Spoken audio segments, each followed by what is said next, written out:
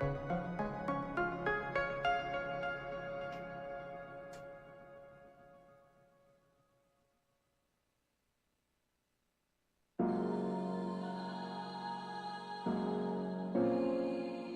right, folks. It's the day you've all been waiting for. Wednesday. We like Wednesdays, right? Do we like Wednesdays? Mrs. Tomato, do we like Wednesdays? Yeah? They're okay. Yeah, hump day. You know what they say about Wednesdays, folks. Oh boy, what they say about Wednesdays. How's everybody's week going? Good to see you all. Welcome in, chat. Welcome. Always glad to have you with me. B-boy, Jock, Gooser. I saw you, Gooser, saying to start early. Just start a restream early. Answer it like you think I'm live. How y'all doing today? Not Jarl. Getting in the giveaway early, I like it. Pedro, Pungy with the toes. Deplorable Gaming. Spitter. Spitter? Is it Spitter or is that Spider with 2 Ds? Which way? Which way does it go? Wallgrit, dude, what's up? Good to see you, buddy. Reese, you want the Hull C so you can fill it with scrap and crash the server. We will be talking about the Hull C today. Oh, you betcha. Division Error 07, buddy, laughing in purgatory. What's up? On at the same time as the stream, you get to see them after the fact usually. Wednesday is the middle child of the week. It's a rough day, not gonna lie. Wednesdays were probably one of my more frustrating days back in the I guess at my last job, because it's like you've already put in so much work, and all the work that you've put in you're gonna get rewarded for on like Thursday or Friday. Yeah, well, most people say it's because you get over the hump and the rest is easier, but you that'd be more slump day. But yeah, it's like Wednesday is just there, It's like Thursday and Friday are the reward days. So what am I doing on Wednesday? I'm just sitting there waiting, answering calls, pushing emails. Those emails that like you don't need to send, but you have to send them because people need to know that you know something you don't want them to know, because then they're going to email you back. So you're like, maybe I can just set this on a timer to go after lunch. Or maybe at the beginning of lunch. I'm sorry. That's office work. We're here for some Star Citizen. Hello, Monstratus. Hoo. Hello. How you doing? Sven, Stanko, Akuske. Guys, are you ready to talk about Alpha 3.20? I'll tell you what. I will tell you what. I am ready for this. Let's go. So, Alpha 3.20 is the next update coming to Star Citizen. I feel like we don't really know much about it. In fact, this year has been really... God, it's been a headache. I mean, from like both perspectives. Like me as a player, I really want to know what's coming in the next update. I don't care too much about the development. I care more about like, what am I going to get my hands on immediately? Me as a content creator, I'm like, please give me all of the information. Both of those people have been very confused this year, because we've barely even known what's coming in the next update since January. Since 3.18 was live, 3.19 was a mystery. Since 3.19's been live, 3.20's been a mystery. Going from back here when we were getting 4 quarters on the roadmap to up here where we're now getting not even 1, it's just such a change. And the change isn't that big, because back when we were getting 4 quarters, as you all know, everything was delayed and it was just constant disappointment. So it's good that they did that, because clearly they can't get more than like a couple quarters out in their predictions. But now we're like potentially 2 months out from 3.20 and we still don't know, not even just what's not committed, but what's not wanted to be in the update. There is stuff on here, there's stuff not on here that will be in 3.20. I'm almost sure of that. And they're just trying to figure out whether or not it can go in. On top of that, we've always had updates in April-ish, July, August-ish, October, and December. It was around that was around the schedule we would follow for updates. This year, it's been thrown into chaos because of 3.18 and 3.19. So now we don't know when 3.20 is coming. It could be coming in September and be basically just what we're seeing here. It could be coming in October and have like a ton more features that are going to get added on here. It's really weird. So today we're going to go over what is definitely confirmed for this patch so far. There are a couple things on here. What is kind of confirmed but tentative, and then I'm also going to show you a little bit of what I think could still make it in that they haven't really talked about being in yet, just based on like monthly reports and stuff. Monthly reports are always the way to go. So, y'all ready? Monstratus, thank you for the sub, by the way. 8 months now. Little boop in chat. Next month is a little Twitch tomato boop, you could say. Whoop. He said boop. I can't disagree with the Muns. Is that a disease? Muns? I feel like it is. The irony is that 3.20 is the closest patch to the original vision of World War II in space. Basically, we'll be kept busy in round-based stuff, so we don't know how there's so little to do in the main game, because it's so Arena Commander focused. See, now I'm hoping that we get some features that take some of the concentration away from Arena Commander. A little sneaky jib-jab in the back. Little sneak attack. Sam Fisher Splinter Cell up behind you. Cuts the keys off your belt and plants a grenade in your pocket, kind of secret attack from 3.20, you know? Drop in the vehicle. Mrs. Tomato looks concerned. You never played Metal Gear Solid? Come on. Or Splinter Cell? I don't know. Some stealth game. I really do want to see something sneak in there. I don't think there's really anything that can make that big a difference on its own right now, though. Splinter Cell's deep pull. That's Mumps, right? Mumps, that's it. Hey, Gooser, thank you for becoming a member on YouTube, dude. Enjoy the videos over there. What's up, chat? Hey, that's funny. You named yourself Chat. So when I say hi, it's like group friendliness. I like it. MGS is the perfect stealth action game. I disagree. I think Titanfall is the best stealth action game you can find. Okay. Now after that egregious statement, we're going to get into the actual update here. We've spent enough time. I do really like Splinter Cell, though, just to say. That's... Splinter Cell is top. It's peak. Honestly, it's so disappointing what they've done with Sam Fisher. They can't just bring back a Splinter Cell game and have it be good. They have to put him in some weird, like, group party game kind of thing. Whatever. Okay, so... First thing we are touching on coming in 3.20. This is maximum detail, by the way. I will have a video coming out about this probably this time next week, and it'll be the cut, short, and dry version. Honestly, I might be able to like link it in this after it's made it into a video, but if you don't see it, go to the main channel, it's there. But for ultimate detail, we're gonna start talking off about Seraphim Station, the replacement of Port Olisar. How many people absolutely hate life because Port Olisar is leaving? How many people couldn't care less? Couldn't, yeah. Because it seems to... It's not quite as contentious as Master Modes, I'll give it that. But it does feel like it's... it has... Some people feel disrespected with how they're treating Port Olisar. And I gotta say, no matter what they end up doing with it, I just don't see how it could get a proper sending off. Because, like right now, if they did something like hosted a Vandal attack, or you guys have seen that video, right? Where they host a Vandal attack on Port Olisar. It's like a 5-minute clip or 5-second clip. It's not that big a deal, but something like that, something like it falling into atmosphere, anything like that would be fun. But if once they take it out of the game, what are they going to do later? Put it back in so a disaster occurs? Or like... The only other thing they could do is put it in as a derelict. And they'd have to make it make sense via lore. I feel like the best thing they could do is name the starting space station in the game Port Olisar. But you'll never get back the glory that was, you know? It'll never be the same station. First Tessa, now PO. At least Tessa's coming back. Confirmed, but...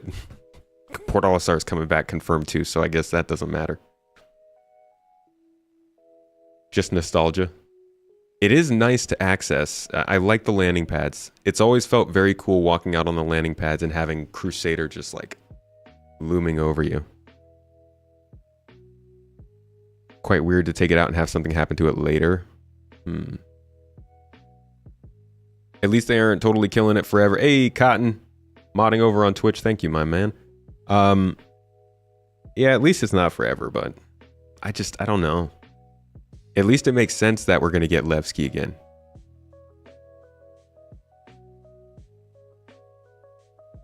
Anyways, for those who don't know, here is some of what they have to say about Port Olisar. We won't listen to this whole thing because it is quite long, but we'll touch on some of it.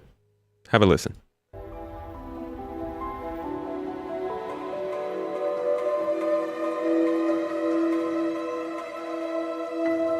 Seraphim Station is the official name for what we've been calling Olisar 2.0 internally for quite a while now. What we initially set out to do is to create this really grand space station with a really fantastic sense of scale that players could have a really good time flying in and around and also to and from. So we had a really good time playing around with different design languages and shape languages that we could then use to come together for the final product. We were also working on lots of shape studies involving the silhouette of the station to make sure it was reminiscent of other stations. Okay, hold on. I wanna show you guys another space station, a concept they had, because it's actually this. I don't think this came from this concept art, but it looks a lot like it. And I think I like this design more because of that, because I really fell in love with, where is it?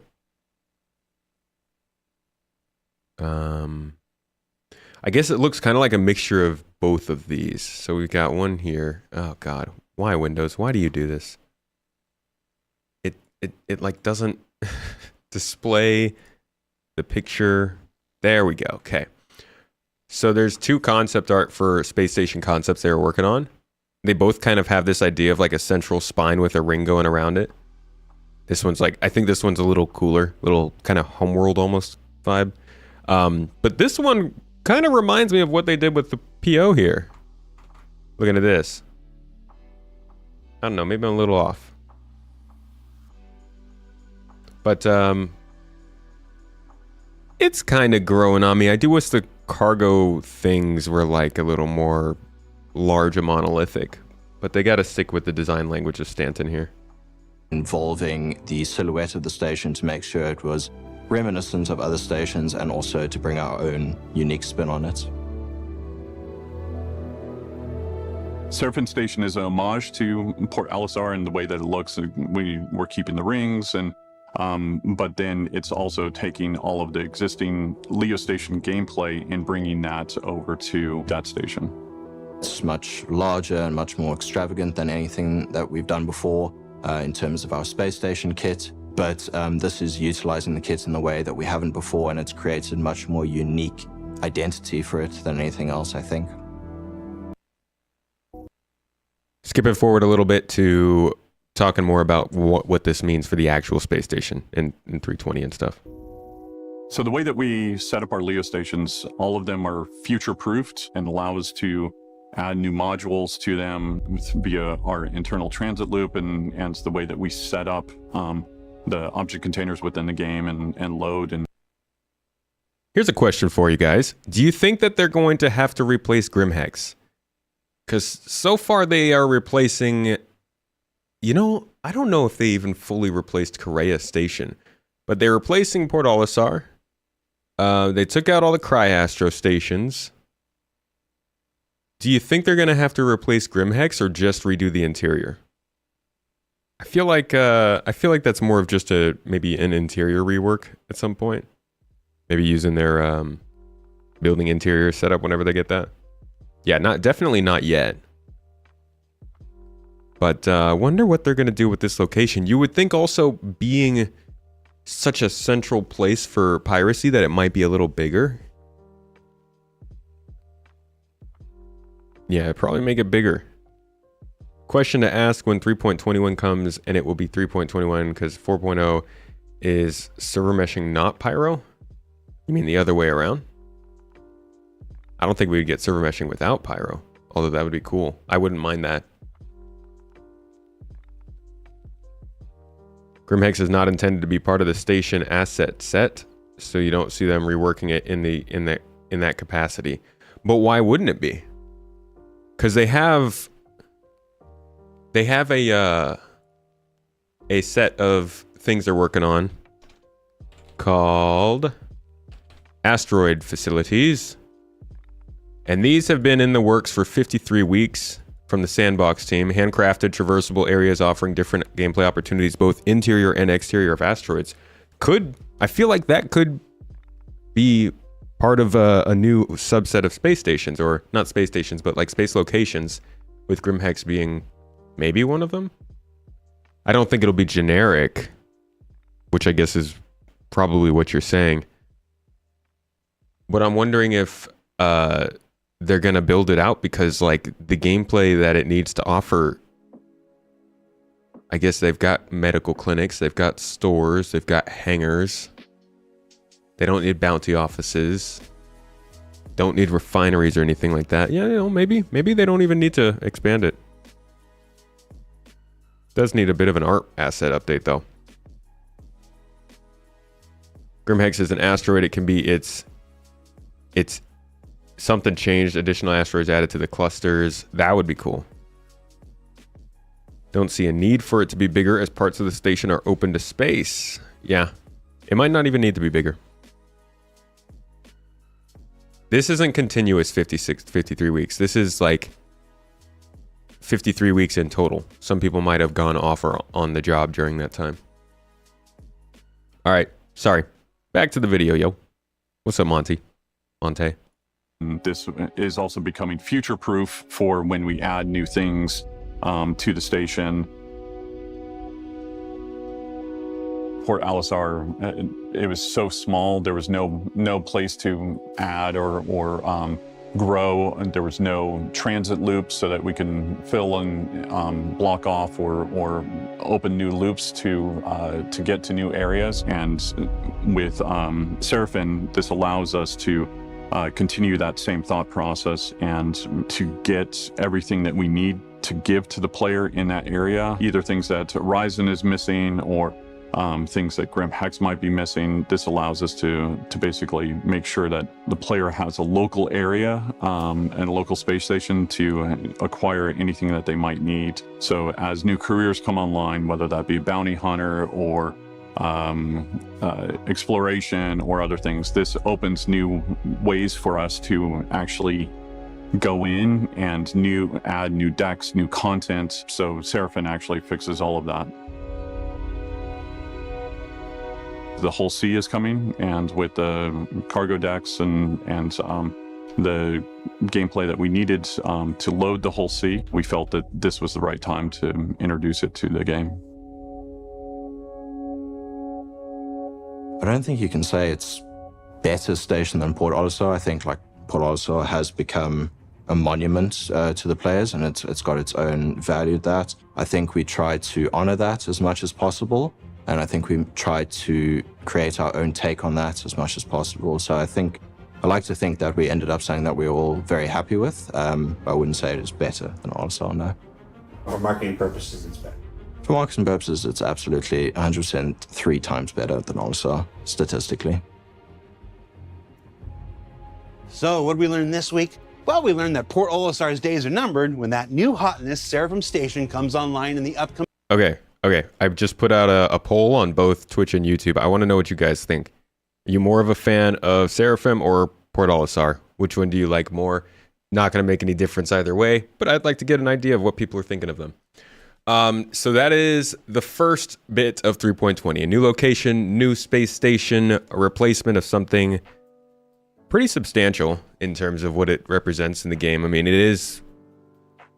these are very old assets being removed from the game, and it over time starts to help the game feel like it's kind of in a different place when you don't see anything from the old days around anymore. And everything, like if everything in the game is from 2020 and onward, the game feels a lot different than if it was including assets from back during 3.0. So cool to see it go. It's not going to make a huge difference to most players, but that's the first edition. Next up, we've got new missions. So another locations edition, I guess you could say.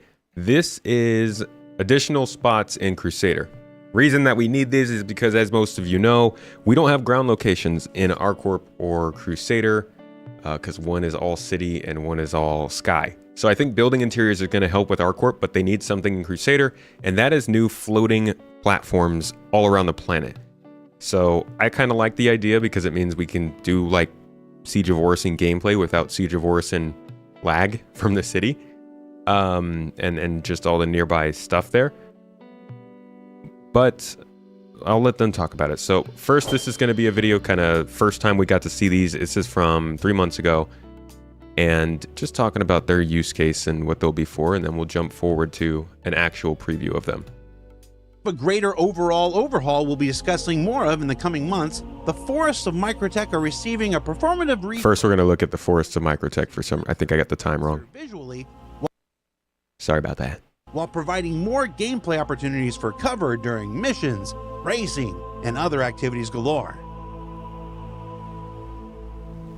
The landing zone teams have also completed a sprint adding additional mission locations scattered around the planet Crusader in the style of resort hotels that can utilize overlays for pleasant, in-use active businesses as well as those taken over by the ever-present and vile Ninetails.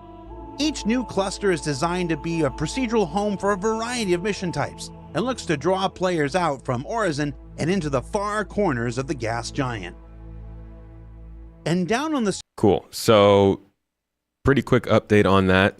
Again, as you can see, it's just, it's like, this is what they're going to do for underground bunkers in places where there's no ground. You just got to come up with a new location for those missions. So we'll probably see the same kind of stuff in these different resorts and businesses, delivery missions, clear out hostile missions, maybe some data heist missions at some point, and the consignment missions we're going to see in a little bit here. We'll probably go there as well. But here is another look at those platforms with more context as to what we'll actually be doing. With Siege of Orison, we built these new Crusader platforms. You've definitely seen Solanke platform, Brushwood, Heartmoor. And building those, we essentially got all of the building blocks required to expand Crusader even further.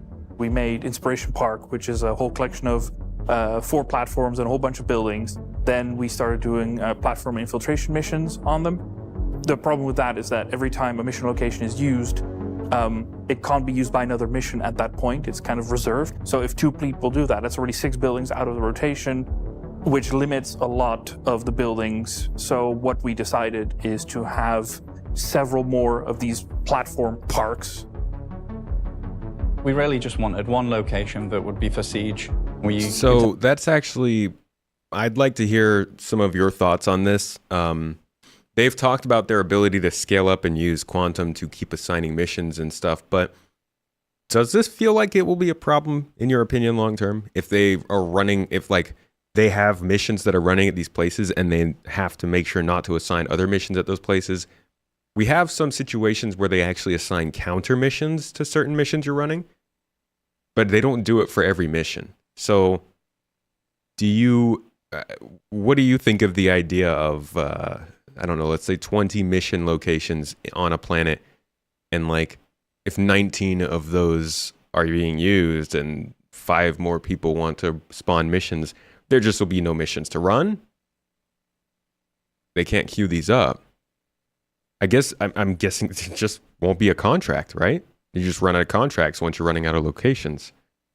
But ultimately, it's supposed to be driven by quantum, driven by a simulation, driven by logic based on what's happening around. So it'll be interesting to see how that mixes things up. Not if they can keep adding more locations. Well, what's the upper limit there? Ninetail sounds more like an activist group. They are activists for relieving people of their cargo in short order. Cargo freedom, they say. Will be good once we get more solar systems. Yeah, I wonder how many people would even be in this area once we have, say, 10 systems in 10 decades. Or fight over the missions.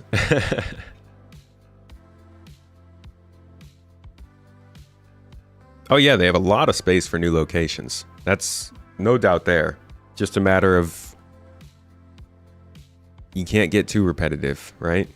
Like building interiors is going to give us a lot of space around different planets like ArcCorp, but at some point it might get a little bit too repetitive if they're doing it too much. I don't know.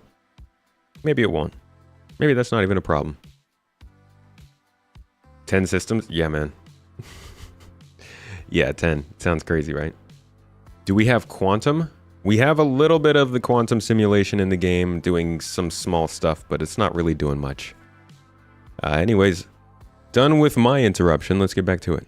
Tended to copy and paste those all over the place in new formations, and that would mean that the siege islands would just be for siege, so that the event and the missions don't have to share the same location. We knew we could then like take those islands, reconfigure them, and then just like place them all over Crusader. Using multiple locations around Crusader spreads players out more, which helps the performance. And we kind of wanted to use the planet itself more as well. The intent was to run Siege for 319, but unfortunately we weren't able to hit that. We ended up in a very awkward position where we had disabled the ability to have the current missions that went out on those islands in 318 available in 319, and we also didn't have the other islands placed. So we just had to turn those missions off completely until we get these new floating islands. So we made the decision to add more islands all around Crusader. It allowed us more freedom, like we can tell different stories. Okay, so that's the story about those. New locations around Crusader, basically just new mission spots. It adds more content, it adds more diversity. It's not going to be a game changer for anybody. It's more of what's needed, but it's not, I think, what people are most excited to see. So a good middle of the park addition. I think it's something that probably would have made a lot bigger deal, say, a year or two ago, but now it's a nice filler in for the update, and it gives us something more to do in that area. Combination of having Port Olisar, which has a reliable spawn, and these what are essentially ground locations now in Crusader, means that there's a lot more ability for players to just make a regular living doing casual missions in Crusader than in 319. So that's nice. Next up is a new mission type, Retrieve Consignment, and surprisingly, or maybe not so much, it is the next part of the same video we were just watching for the Crusader stuff, so we could take a look at that. These are a new mission type. As we learned earlier this year, missions are being made in modules, so while these are being pitched as their own mission here, I'm guessing these are also going to be things that will be included in mission giver missions and more narrative situations and building interiors in different types of narrative plots outside of just these basic UGF ones. Let's take a listen. The new consignment mission involves the item dispensers that you've seen at Jumptown and in Korea. The consignment missions are made by Max. You'll be tasked with going to the UGF to retrieve a mission-critical item. There's several NPCs walking around, either security guards or other NPCs, and several of them will be carrying data pads with a code on them. By taking the tablets on them, players can see these codes. You will have to sift through multiple codes to find that item. Think of it as an Amazon locker where you have a code for your delivery. So you have to look on a tablet, which code hold which set of items. You go to a terminal, enter the code, and then it starts spitting out these objects one by one. You can even type that code in and like stop it halfway through and then type the code in again and get the other half of the consignment out. The consignments can be found in various places. Like there's a lawful mission where you go and the security occupants of a UGF have been killed by the Ninetails. So there's all these corpses around, and you have to go searching through them while fighting off the Ninetales to find these data pads. And, scanning through the data pad, and you're finding whether it's got the mission critical items that you're looking for, or maybe just some really valuable items for things like Hadanai and Dolavi and things like that you usually only find in like one-handed carryballs. We're adding into boxes. So that's a nice little bonus there you'll be able to find. The greedier you are, or the longer you take to get this mission done, the mission grows more and more difficult. We built a new system, a new module, which we're calling the anti-up system. It allows us to spawn increasingly difficult waves of AI that will approach and attack the player while they're at a location. The AI. Okay, that's actually pretty interesting that he said that. So he said not the consignment mission is the module, but the way that the enemies spawn in is a module within the mission. So maybe I was misunderstanding, and these missions that they're introducing are not just modules on their own. They're combinations of other modules, and they are not explicitly telling us what is or is not a module. Let's listen again, though. Mission grows more and more difficult. We built a new system, a new module, which we're calling the anti-up system. It allows us to... I can't even tell what he's saying. Anti-up system? Is that what he said? Let me get captions on. To get this mission done, the mission grows more and more difficult. We built a new system, a new module, which we're calling the anti-up system. Yeah, Google believes it said Antioch. Yeah, Antioch system? Okay, that's interesting. I only know that as a city name, but I guess that's just like a code name. Antioch and spawns in characters based on how long you spent there. It allows us to spawn increasingly difficult waves of AI that will approach and attack the player while they're at a location. So I guess this is replacing what we all know as the UGF missions. Like, spawning enemies in waves is something they've been doing for years, but I guess this is now making it into a module format so it can be shared amongst other missions. AI coming out of it grow more difficult, like Anti-up, through, okay. Heavy, medium armors. The unlawful version of this, you're actually acting as the Ninetales, say. So you go into a UGF that's run by securities, and you have to kill the bosses that come out and get the data pad off of those. I do a lot of bunker missions, so I'm excited to get some more variety in them. Unfortunately, I play more on the lawful side of things, so if it's like a bunker mission where I have to kill security guards, I'll be less inclined to do it. But if it's shoot Ninetales and steal their stuff, then yeah, I'm all for it. So the reputation ladder is going to be tied to these missions. A lot of players care about the reputation ladder themselves in completing that process, but as an extra incentive to climb it, they will unlock the harder tiers of this mission. And in the process of doing so, there will be more data pads that can drop across the mission. It will be more difficult to stay at the location, the more data pads you want to retrieve, and you can sift your way through the mission critical items and the extra items of the things you want, load them up, get them out of the UGF onto your ship and away. So it's going to be all about how much players want to go for the extra bonus loot. Okay, so I guess that's maybe 3 different modules then. They have the module that spawns enemies in waves. They have the module that spawns boxes that you need to check. And I'm thinking maybe the data pad spawning is another module, or maybe that's included. Maybe that's just a tweak to the anti-up module. Either way, I hope they have another Star Citizen Live soon where they go over these and tell us specifically what is a module and how they can apply it. Oh God, you know what would be a really good Star Citizen Live is having the narrative, missions, feature, and landing zone team or sandbox team, or maybe one of the PU gameplay teams, just spend an hour going through what their essential mission giver mission would be, what they're aiming for the actual narrative, interesting missions. I would freaking love that, because we don't know much about mission givers now.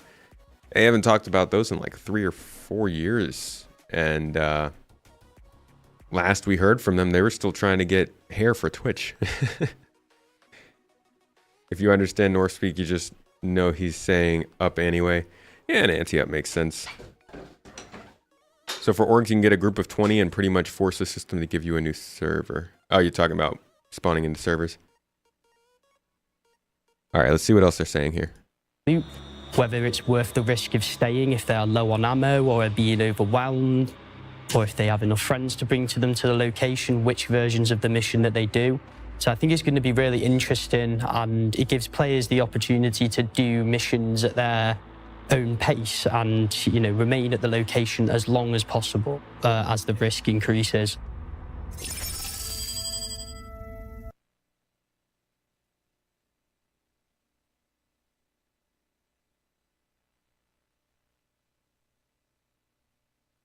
Okay, so that was retrieve consignment missions. And yeah, I think they sound like interesting missions. I'm excited to see how they actually work out, especially that anti-up module. If they say that basically you can just stay there, keep fighting, they'll keep spawning enemies, you keep getting data pads, which lead to the boxes that you need to exfiltrate. Is that forever? Is it eventually time out? If I bring 10 people with me, can we just keep that going and they keep spawning enemies until we crash the server? Or I want to know how limited that is, because that could be a cool little mission if you have people up at the top ready to fly out the boxes. You have people down at the bottom fighting and getting data pads. You have certain people who are just sprinting to get the boxes and put on an elevator. A nice little multi-part combat mission, and if it scales up, that's perfect for PvE gameplay. So I'll be interested in watching this one. The whole datapad thing is not that big a deal. Like, I think it adds a nice little complicating factor to it, but the combination of all of these things into one mission, I think, makes her something a little more interesting than what we've had. So next up on this list is Arena Commander stuff. Yeah, it can tie up a bunker forever, which is why UGFs and that expansion would be important. Arena Commander has a lot of things coming in 3.20. We've got a new front end, we've got new racetracks, we've got reworked racetracks, we've got new dogfighting maps, new FPS maps, new experimental game modes, PU locations being brought into Arena Commander. It's a lot. We've got a lot of video that's going over showing that to us. But before I get to that, I'm going to go ahead and end the poll here on YouTube and see what those results ended up being.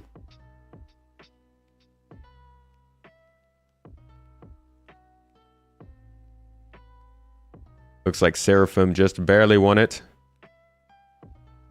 Let me take the screenshot of that. All right, so Seraphim got not everybody's vote. On Twitch, Seraphim took 15 votes compared to 13 on Olisar. And on YouTube, Seraphim took 58% of the vote compared to Olisar's 41, with 144 votes total. So people like Seraphim, but it is relatively split down the middle. Interesting to know. But I think ultimately the best part that we can all agree on is medical clinic that's not at Grimhex is pretty nice. Now, moving on from that, let's talk about Arena Commander. This is a two-parter. It's actually going to take a little while, so I might skip around a bit, but this is going to tell us a bit more about what they're planning for Arena Commander in 3.20, and it's big. This is going to be enough to possibly spawn a new game at some point out of this. Let's have a listen. So last ISE, we talked a lot about flight, but there's two other... Uh-oh, I clicked on the second one first. Let's go back to the first one. Sorry about that. So the front end, which I'm sure you're all familiar with, multiple screens, an absolute pain to get through. We want to clean up that experience, get rid of all this flash clunkiness and unnecessary wait times between screens. With the new front end, we've consolidated everything essentially into one place for everything that you want to do. The first thing you'll see is Star Marine and Arena Commander have merged together in a single nice clean interface. You can play any FPS game mode, any dogfighting game mode, whatever you want, essentially. It's all in that one place. So we've taken a more diegetic approach. We've got a better 3D representation of pretty much everything. We've got a 3D representation of the ship or loadout that you've got selected, and more layers upon this, what was originally a 2D UI, very flat. We want to bring it in line with the diegetic approach that we have across all of Star Citizen and unify it. So patch notes are now included in the game, so you have quick and easy access to see everything that's changed about Arena Commander in detail since the last patch. We're also excited to say that we're working on widescreen support. It's still a work in progress, and we're hoping to get it in for this release, but I wanted to let everyone know that we're working on that. To the right is social menus, it's friends list, notifications, and party, and that takes us into the new lobby system, which we've completely refactored. This new lobby system utilizes the friends and party system, which you all know from Star Citizen and the PU, and works in tandem with it rather than separately. You'll be able to invite people straight from your friends list or your party into your Arena Commander lobby or squad. This new lobby system is faster, more reliable, and hopefully be a much better experience than what you're used to.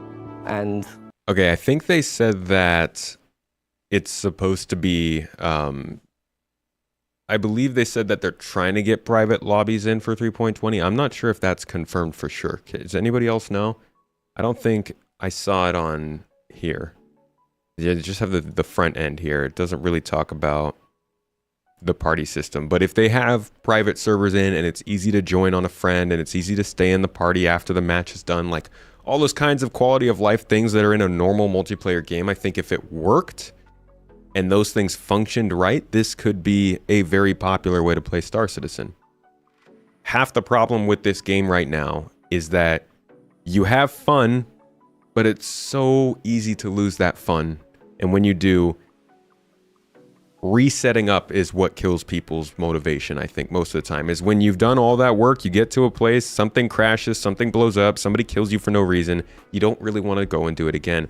When you could just launch straight into a game like this, I think that completely changes the outlook. Doesn't mean that Star Citizen dies in terms of the MMO, but like for now, while the MMO doesn't have the tools to make game sessions better, definitely gives people a different way to play a game they like without some of the extra baggage.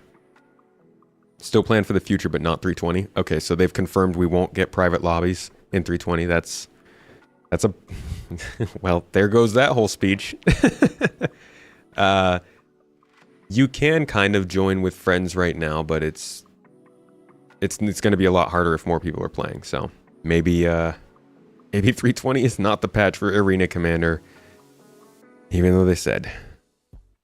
it lets you play with the people you want to play with, get into groups faster and easier than ever before.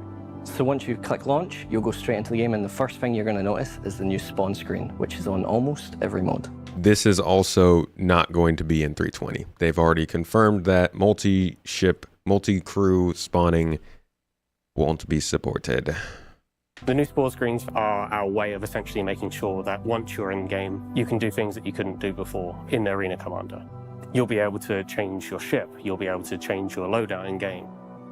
All of these things are going to be things that you can do with the new spawn screen. It's the way that you can see the battlefield from above without having to actually get into. So I don't actually know if that means that we won't get any spawn screen, or if that like any updated spawn screen, or if that just means we won't get multi-crew spawning. I'm not really sure, but as of right now, the information about what is coming in on the front end has changed since this video, so we still have to wait for more clarification on that. The game, it's essentially our way of making sure that the player knows everything they need to know before they start shooting. So what's great about this new spawn screen, among many things, it finally lets us bring multi-crew to Arena Commander. You'll be able to party up with friends and join their ships in free flight, both swarm modes and squadron battles. You can just click on their ship and just jump straight into it. No longer do you have to awkwardly park next to each other and then get into the other player's ship. You can just spawn directly into the turret of that person's vehicle. So for now, for these combat modes, you'll be locked into your seat, but I'm personally super excited for eventually having engineering gameplay also in Arena Commander, and laying the foundations with this spawn screen. It leads into that. And this is just the first step. We're excited to eventually work on engineering and combined arms gameplay for these modes as well. First step got split into two steps. All right, so this is talking more about the racing side of the updates. So let's start looking at maps, new and old, starting with the New Horizon Speedway.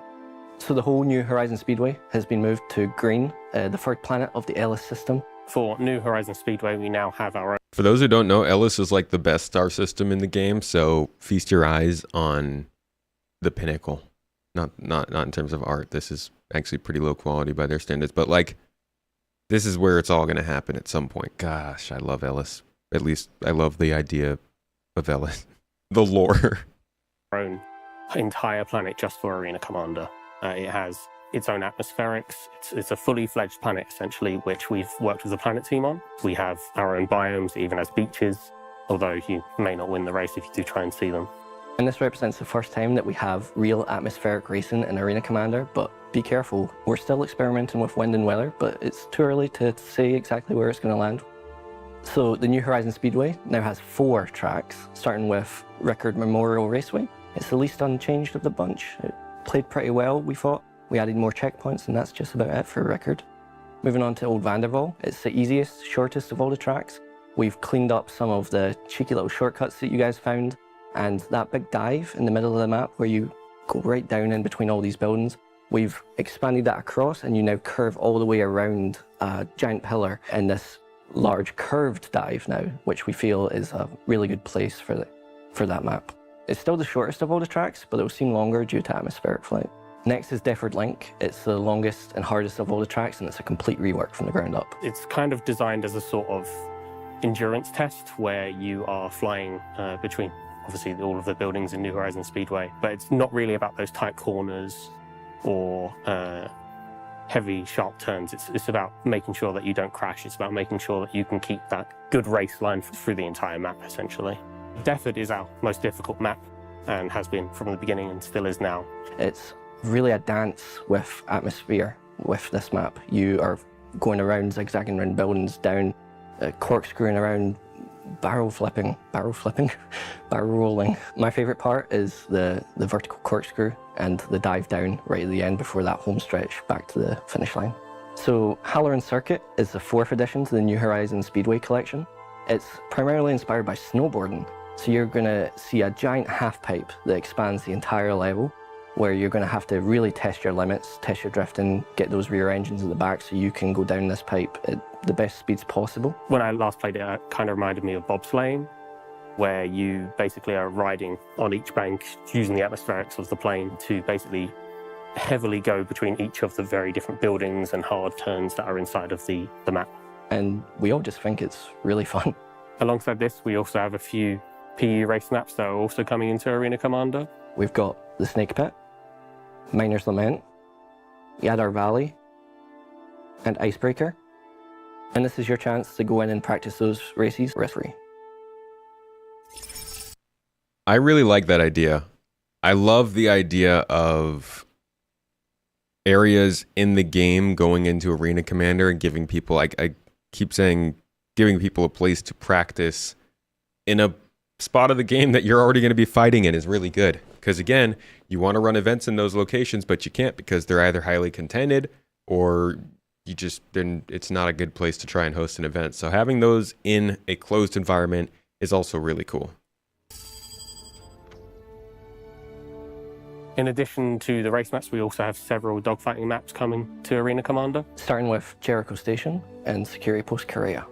Jericho Station is the most lightweight of all of these. It's the first PU location that we actually took into Arena Commander, and that is because it is lightweight. There's no planetary bodies around, so it was the easiest for us to get started with. It's just a beautiful location. You see some nebulas off in the background, and I don't know about you, but I've been there a lot with Xenofret, so it's a familiar battleground for me. Essentially allows you to playtest fighting other people and AI around that station in Arena Commander, like you were just in the PU doing it instead. It's once again another way of having that risk-free practice, as well as providing the players finally a much more open and less cluttered dogfighting map in Arena Commander. It also let us address some of the feedback that we got from the community and developers alike, that we needed an arena which was clear of debris and just very lightweight, high performance for people to dogfight and blow up. With the inclusion of Security Post Korea, it means we also have a map now which has turrets. We can essentially use those turrets to add more to the gameplay whilst you're fighting amongst yourselves and against other AI. It gives us the ability to add new modes which use those turrets more effectively. So you're not just fighting against players, you're fighting against the map itself. So you're probably asking yourself, why these 2 locations out of everything in the verse? It's because we had to start somewhere, and Jericho Station, it's the simplest of all the locations in the PU. There's no planetary bodies. It It had nebulas that we had to bring in, but otherwise pretty simple. With everything that we take from the PU, it's to address these challenges. We want to overcome these, so right now it's not a simple copy-paste job, but hopefully in the future this pipeline that we've made is a lot faster, and we can get a lot more maps from the PU, and this is just a start. And the last dogfighting map, which I'm super excited to talk about, is we finally have a dogfighting map in Atmosphere. New Horizon Arena is based on the very map that we've put all of those race ships into, but instead of just speeding around it trying to get the best time, instead you're going to be fighting amongst yourselves in Atmosphere, finally. I know you've been asking for this for so long. Fighting in Atmosphere, as you know, brings unique challenges. It's a this is like another one of those, again, being able to practice fighting in Atmosphere outside of the game in a place where if you die, you literally just respawn in a new spaceship and start again. Instead of respawning at a space station 50,000 kilometers away in a medical gown, in a hab, upstairs, you have to take elevators. Like, now people can learn how to fight. And when they're including master modes in it, in the next couple up in I guess 3.20, from what they've said, just a lot of potential for people to be able to actually get better at this game.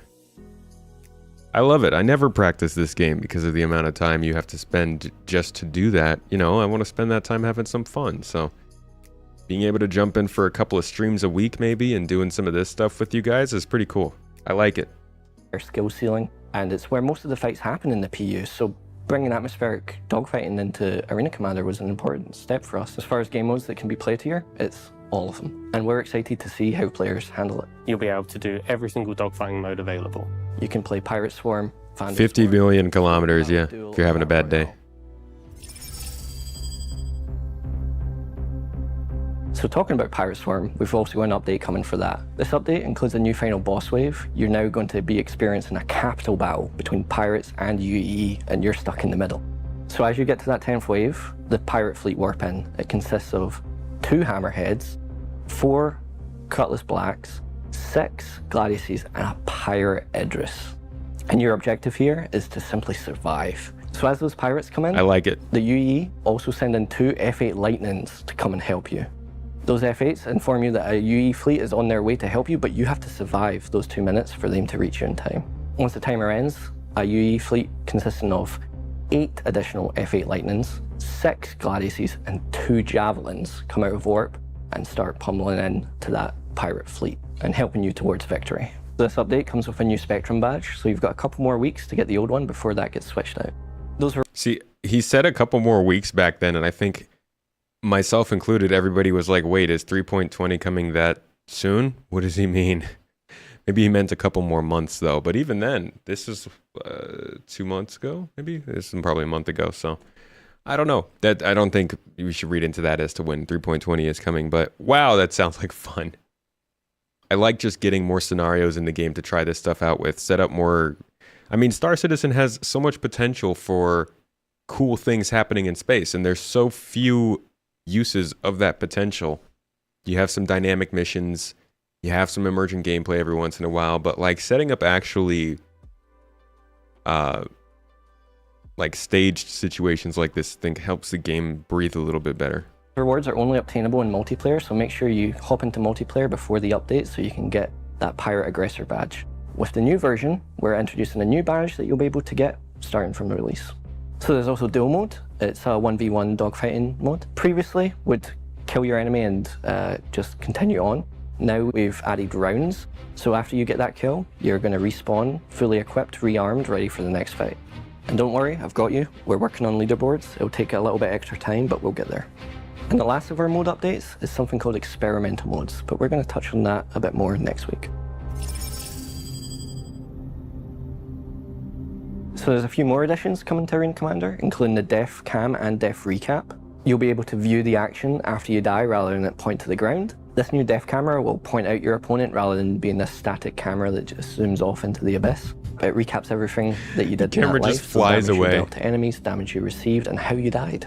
We're also iterating on the scoreboard, so we're adding right-click options so you can mute, add friends, add squad up together using the new lobby system. We also fixed that really annoying issue where, you know, your teammates appear in the other team in the scoreboard. See, I don't know if this is included in what they were talking about with the party up screen. I feel like this would be included in whatever screen you finish your match in, and you start with the next, next what's it called? Next party.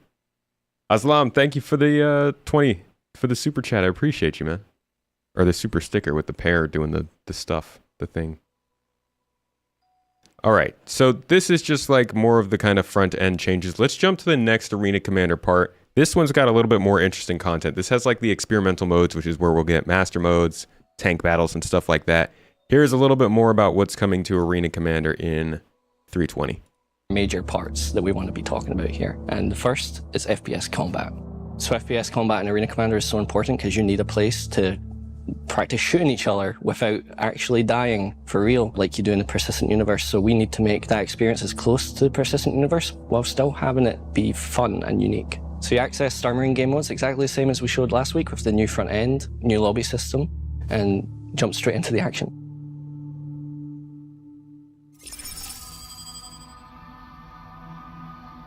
So with our existing maps, the VFX team are helping us out and doing a pass over everything.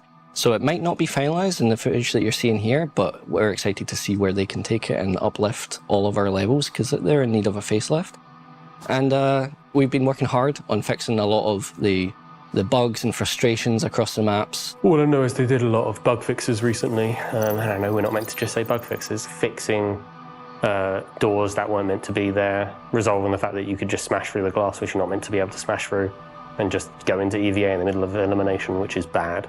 Sounds good to me. Into areas you shouldn't be able to get into. So we fix those up. In terms of new maps, we've got a variation on a fan favorite, Echo 11. We're introducing that to elimination. The Echo 11 is quite a big map for control.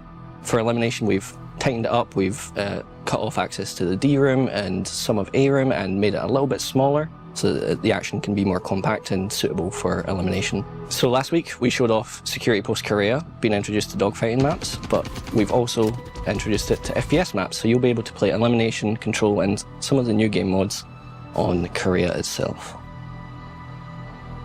So to recap, for Star Marine, you'll be able to play on the Good Doctor, a larger version of Echo 11 for control, small one for elimination, and the same for Damien and get Damien comms, as well as Security Post Korea, which is being introduced to elimination and control. So that's what, 4 FPS maps? Good Doctor, at some point along the line, all the trees disappeared. So designers went in and restored that, so it's back in this beautiful oasis area that it's meant to be in, and fixed the lighting and various other issues that just happened over time. I don't know how. And now Good Doctor's looking beautiful again. So Star Marine is a personal favorite of mine. I love FPS combat, and I'm so excited to be working on more additions to the FPS area of Arena Commander. And that leads us to something I'm super excited to talk about, and that's experimental modes. Experimental modes are important because it allows us to get back into what the real meaning of Arena Commander used to be, which is playtesting and making sure that things that are made for the PU and Arena Commander Capture the Flag would be sick. Work the way they're meant to. It allows us to put stuff into a testing environment where we can quickly check if just something works the way we want it to, essentially. Somewhere along the line, we lost that, and when we formed the Arena Commander feature team, we knew that Arena Commander has to stand on its own and have these flagship game modes and new things that are unique to Arena Commander, but we still want to support the Persistent Universe and other ventures that we go on. Experimental modes are important to us because it gets things in your hands quicker. Instead of waiting for these big, huge game modes to release, we can test things out periodically for a day, a week, a month, and get it into your hands sooner rather than later. So let's dive in and take a look at some of the... I hope we really do start to see features like engineering, maybe hacking and stuff like that show up in Arena Commander soon because of this. We're seeing it with master modes. We'll see if that continues. Sometimes these types of things start up, but don't really go anywhere after that initial burst of activity.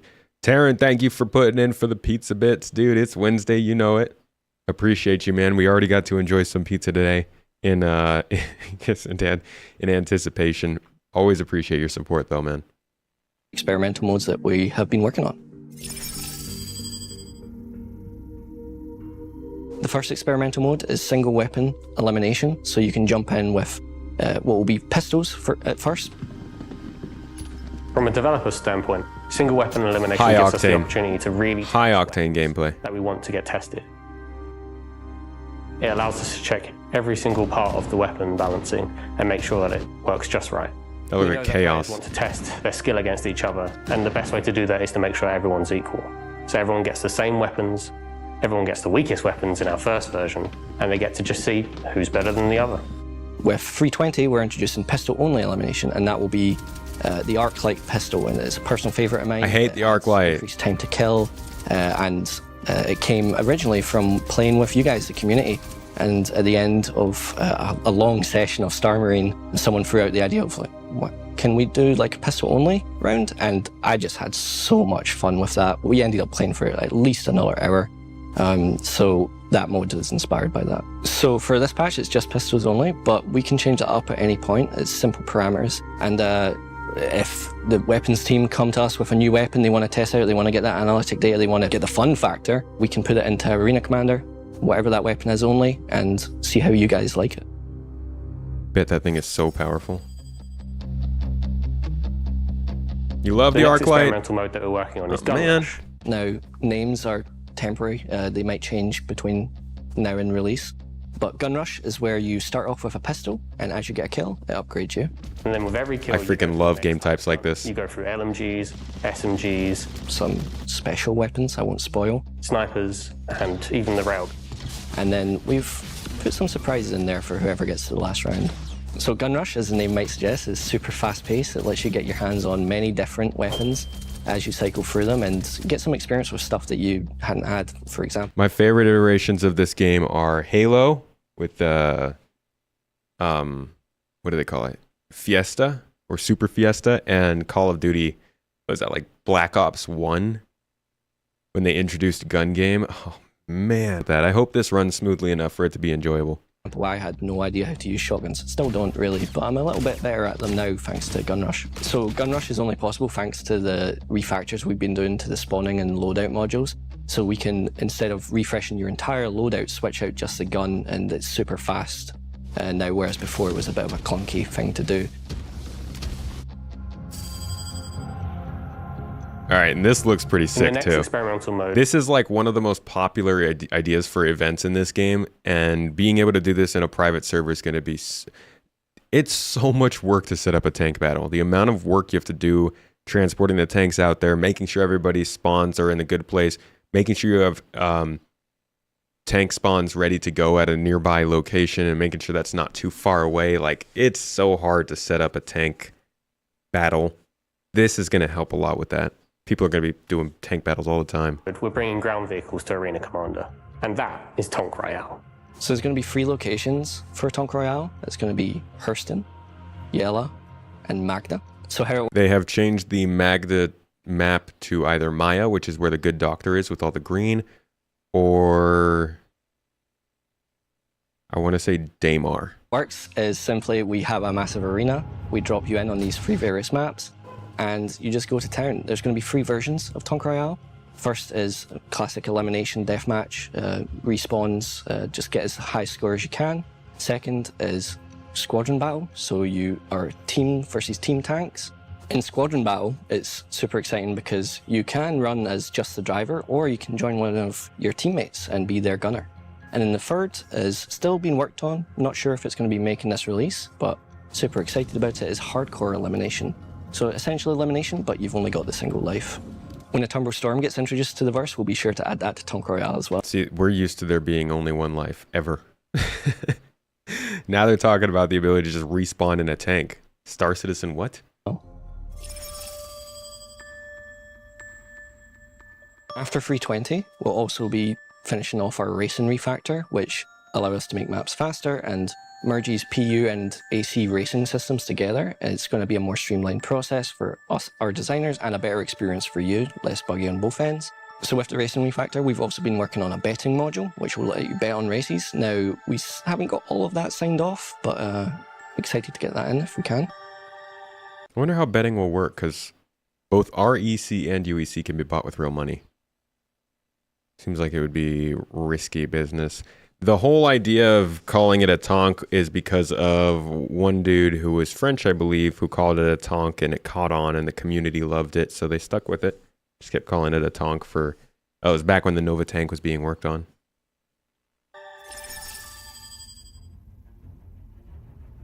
So just like the persistent universe, all of these maps, game modes, and features need to have their own individual go no-goes. And at the time of recording this, we've got some successful goes for Alpha 320 for the following. The new Arena Commander front end, the new lobby system, the new spawning system, which allows for multi-crew gameplay.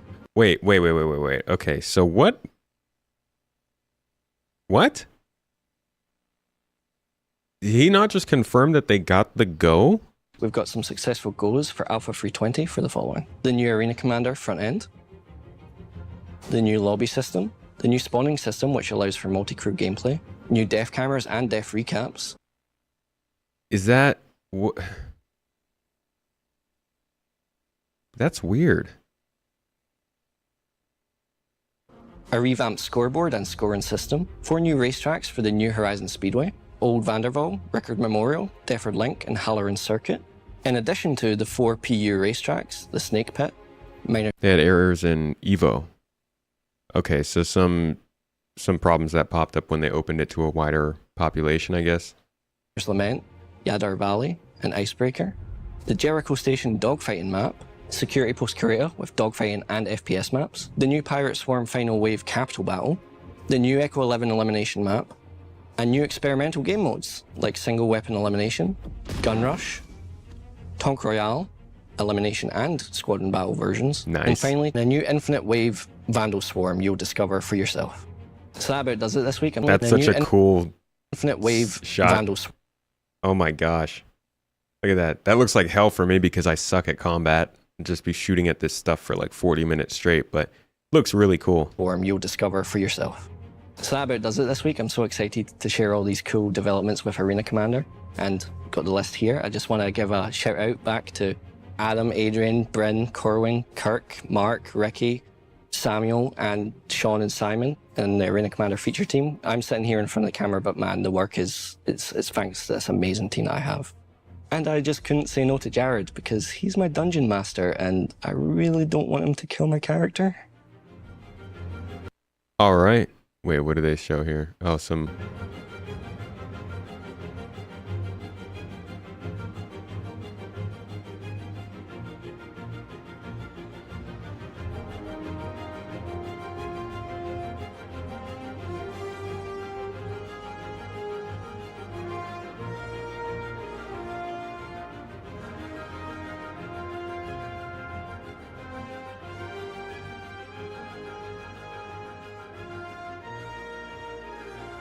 Oh boy, that looks like fun. So, what did we learn this week? Well, all right. I love this. Look at him. He's like, oh. So, what did we learn this week? Well, we learned that changes and just to walks FPS back around. make for a more varied experience. I love that stuff. Yeah, so that's also, I guess, a little teaser here for some atmospheric fleet battles, maybe. It's looking like the capital ship gameplay might come to the Arena Commander first. It's quite funny. So it sounds like we're getting the maps, the front end, the death cams, the spawn screens, all that kind of stuff, but we are not, it seems, getting multi-crew play. And what was the other thing? Multi-crew gameplay and something else in there. But for the most part, a lot of revamps going into Arena Commander. There's also just a lot of basic fixes and bug fixes and updates to the engine that are going in that could help with performance. We don't know what exactly yet, so I'm not really going to go over that now, but there is some stuff. And once we get closer to the update, we'll start to talk a little bit more about that. So, what do we have after Arena Commander stuff? Oh, that's right. So Master Modes is coming in Arena Commander, but he said we just were. I don't think that was before we ended up getting an update saying that stuff wasn't going to catch it. I think it was from Evocati, but who knows? Maybe that is going to come back in the PTU. anything can happen, but I do think we shouldn't necessarily expect it. Better for it to just be a good surprise. Right, it's the private lobbies thing. Yeah, we'll have to see what's going on with that too. Evaldo, thanks for dropping in live. Hope you're having a good day. Okay, so we went over this a lot on Monday, so we won't spend too much time looking at this, but just for everybody who maybe wasn't here on Monday or isn't aware of this change, this is another bit that's coming in with the Arena Commander changes in experimental modes. It is the new flight model called Master Modes. It is separating out how you either fight or travel, navigation or combat, and which speeds are allowed for you when you're in those modes. So we will go over this one for just a little bit here, just enough so you can get an idea of what it is, and then we'll move on to the next updates. So the main idea is to simply not have combat and long-range travel at the same time. So we're splitting these gameplay experiences. This will be done by a thing which is called Master Modes. A Master Mode is a thing that is globally applied to your ship. And we have two of them. We have SCM, which is now relabeled as Standard Control Mode, and QCM or QM for Quantum Mode. The idea is that between these two modes, we can constrain the speeds in combat and also get all of the maneuvering, like high speed maneuvering and traversal mechanics that we had before, but in these distinct modes that are integrated with lore and integrated with the ship functions, such that there's costs and payoffs for being in each of the two modes. So let's start with Standard Control Mode and what this means. So this is the mode that we intend to be the functional mode of the ship, whether it's combat or mining or any of these kind of core kind of things the ship does. We want the player to do these things in this mode. And what this does is it reduces the speed of the ship, but it also enables the shield to be turned on. And obviously the intent behind this is where you do your combat.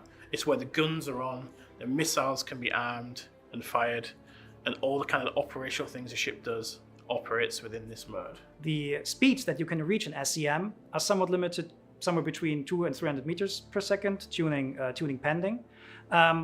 But this is basically the hard cap, which you cannot not really exceed. You can slightly exceed this by using boost, but you cannot maintain any velocity beyond that SCM limit for a longer period of time. So we're thinking of this as some kind of energy management system, so you can go a little bit faster with a little bit more accelerations when you need to, but you know that it is a limited resource and you should use it carefully. Specifically, the boost space is interesting for space combat because that boost space is not spheric as it was before. You can boost the fastest if you're going forward on a straight line, and you have a lot of debuffs when you're trying to boost backwards. That alone gets us a lot of interesting maneuvering space and variation in the day-to-day dogfight maneuvering, so to speak. Importantly, you don't have your quantum drive available in this mode. The idea is that quantum is restrained to the quantum traversal mode. The second mode is quantum control mode, or QCM or QM. What this mode does is it unlocks your maximum velocity that your ship can reach. So when you were limited before to 200 to 300 meters per second, now you can go to 1200, 1400 meters per second, whatever your ship allows you. During the development of the quantum mode, we realized we needed something that was a little bit more kind of about traveling large distances, but not the distances that you need to, speed up your quantum drive and travel across the universe. So we've got this feature called quantum. So this is they start to get into quantum boost, which I don't think is going to be in 3.20. But what you just saw was basically them talking about how your current speed throttle is going to be split in two. You're going to have maybe your first 30% of speed available to you in combat mode with your shields and weapons on. Your power is going towards that. You're really focused on slow, precise flying, defending yourself or attacking somebody else. And in navigation mode, that upper 70% of that top speed is available to you. You can also use boost, and you can jump into this quantum boost mode to, I guess I'll show you in the background what quantum boost at least looks like. The idea being, though, that they want combat speeds to be slower, so that we can have more custom battles, so we can have more maneuvering around each other rather than just zooming past each other. But they also still want to allow people to travel at high speeds because this game space is so big. So they're splitting them in two. It is a system that is similar to Elite Dangerous, especially with this quantum boost, which is kind of like how Super Cruise works. overall, it is moving more in that direction. It's a little more arcadey, but I think it comes with some more immersive aspects to it. So I'm interested in seeing how it turns out. But this is a big addition that's coming in a small way, only available in Arena Commander in 3.20, but it will start being tested throughout these next few patches, and we'll probably see it in the PU sometime next year. I think. Maybe. Possibly not, but I hope. You want to play SC right now, but you can't sell your refined ore at all. 30k errors, just kind of keeping you dry. 30k got you dry. It's a opening for a commercial somewhere. Sounds like flying a Cuddy is going to be a torque imbalance nightmare. Better take care of it. To be honest, once engineering comes in, it's going to be real interesting to see how many people don't take care of their ship enough to fly regularly. All right, so from here, we're going back to missions as you keep scrolling down, and we're past all the Arena Commander and Master Modes updates. Next up is new salvage contracts. Players will be contracted to strip the gang markings and paint off of a ship that was used in a crime that the gang doesn't want to get caught for. Security forces will also be searching for the ship to confirm and prosecute whoever had committed the crime. So this will be a new update. We're going back to the persistent universe, real gameplay. I think Arena Commander changes are great, but they don't really help players who are looking for normal utilitarian industrial science gameplay stuff. So going back to Salvage, which is a new gameplay for this year, but one that I think has gotten more missions and attention than most previous gameplay when they got brought in. Here's another mission they're going to bring in and what it's about. We've released the salvage contracts already, and you buy the contract from a contract broker, and it's just a transaction. You buy the rights to salvage, and you can just salvage at your own leisure. There's no risk. So we wanted to add a bit more variety. The illegal ones, there's a timer with enemies, but once you get rid of them, like, that's it. So we added the cover-up missions. It's an unlawful mission, and the idea is that Ninetales have committed a crime and want you to cover their tracks. We know security is going to investigate the crime. And the idea is that... Huh. You know, somebody pointed out that the new emissions were on one of the views in a recent ISC, but I only just noticed. This is FPS scanning assets. Maybe. I can't tell if they're in the pilot seat or not. It's an unlawful mission, and the idea is that... It looks like they're in the pilot seat, but I guess because the Moby Glass is up, it brings up the FPS components. So this might be ship stuff, but I think it looks different from the ship stuff. Have committed in a the crime next scene and want you to cover their tracks. We know. See, it looks different when you're looking at the actual Vulture's emissions. That is not the Vulture's assets. Could that be FPS components there? It's not a huge deal. It doesn't mean that it's coming or anything like that. But it's interesting to see that they have it on internal builds where they're testing this stuff. Hey, Jimmy, thank you for the support on YouTube. Appreciate you.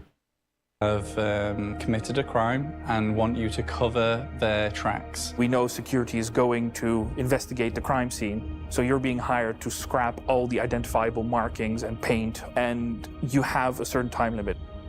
It's the first mission really to have fail timer. So if you don't take the skin off of a ship in time, the police will turn up, instantly clock it and say, all right, you know, this is Ninetales and you'll have failed your job. Anybody else find it impossible to get all of the salvage off the outside of a ship in this game? Like, I will fail every time because I always have to leave a ship at like 6%, 8% because I can't find that little bit of paint that's left. Jimmy, consider checking out the exclusive videos on the homepage of YouTube. You get access to them as a supporter, and maybe hop on in the Discord, come say hi to us.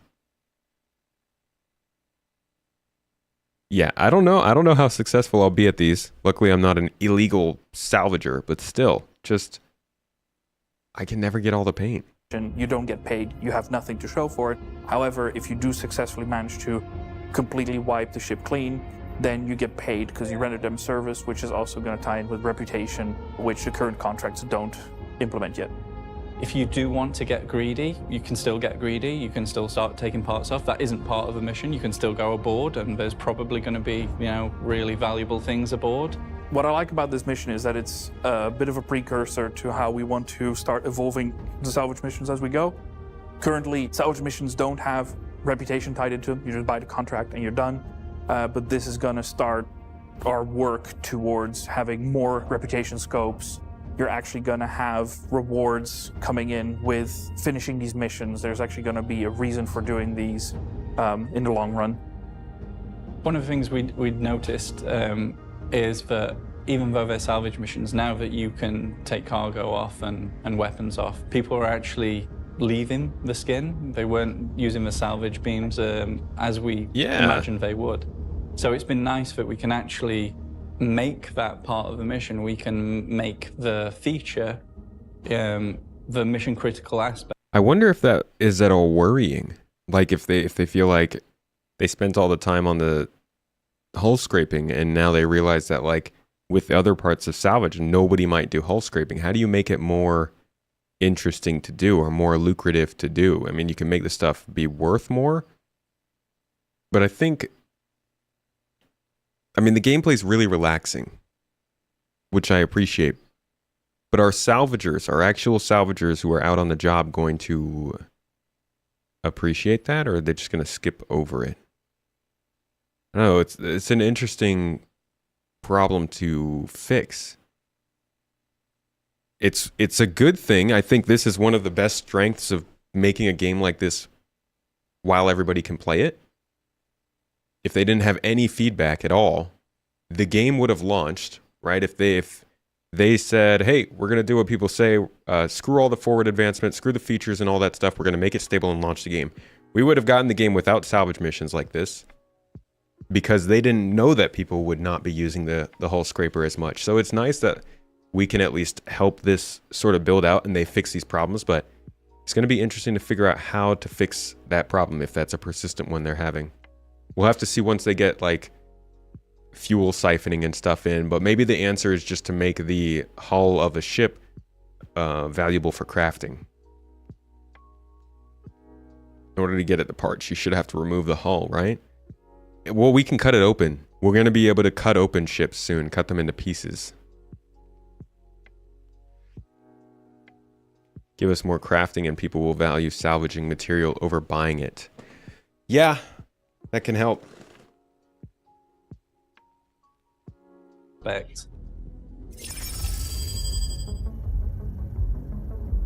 With Siege of Orison... Yeah, fixing the boxes in the back, actually. So that was the end of the salvage mission. Fixing the boxes in the back of the Vulture so that it's not so much work to go back and forth would probably help keep people more invested in that.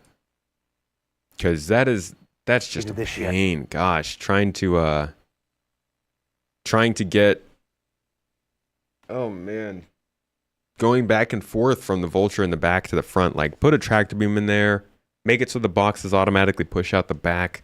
Something. Because the little thing that they did to make it easier for two people is just... It's a lot. All right. Wheeled vehicle handling is our next little 3.20 feature. I unfortunately don't have specific video for this. At least I don't have a specific ISC episode for this, but I do have footage that I saved. So we can at least see what this kind of stuff looks like. Most of you know how bad ground vehicles have been in this game, performance-wise. They get the job done, but they're very floaty. Let's see if I have any examples of... In fact, if we look up the Daymar Rally, I bet I have a lot of footage from that. We could see this kind of stuff going on. Yeah, we'll also get crafting from mining and refining and salvaging. They got to balance it out. It's going to be quite a task. Okay, so we've got some Daymar Rally stuff going on here. And you can see that, yes, they're on a moon. Yes, the gravity is low, but look at the way the vehicle handles. Look at how kind of floaty it is. If you leave the ground, you you can't turn. Like if you leave the ground a lot while you're driving these vehicles. Oh my God, stop doing that.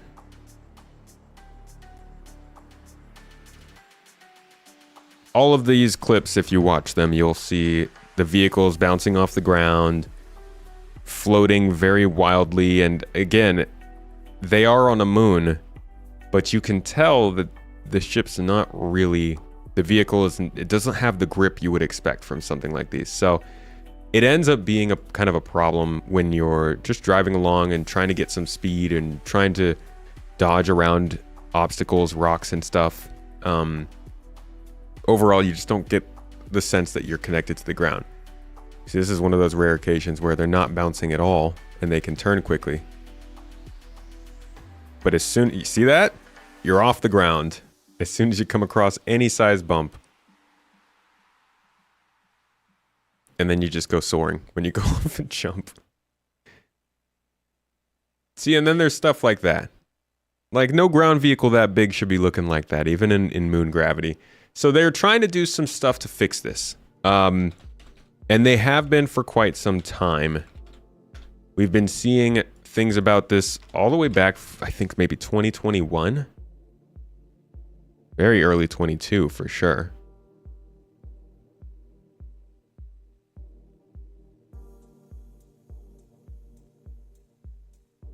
I'm just going to wait for all this stuff to load. It's so frustrating trying to click on a certain clip while all of this is still popping in. But this is just all the footage that I collect for, well, all the stuff we're doing now. Yep, here we go. So going all the way back to 2021, they were starting to demo just different small things. Some of it was added to the when the STV came in, and I believe when the Rock came in too. So this was all been part of like the same ongoing improvement to ground vehicles. They were working on force and inertia, momentum. They were doing it in closed environments. They were doing it on moons and planets. It's taken a lot of trying to figure out how best to make this work. And like I said, some of these improvements have come in earlier patches. So the ground vehicles surprisingly are better now than they used to be. Trust me on that. But they've shown us specifically how they wanted these improvements to look in game. So here's our first look. This will be the old version here on the left and the new version here on the right, I think. And like I said, if you pay attention to the left side, you will notice very much how floaty it is, how much it kind of bounces around. It looks like it lacks a little bit of weight and connection to the ground. And then on the right side, you notice it looks like it's reacting a lot more to gravity, a lot more to getting hit by the ground and actually bouncing around.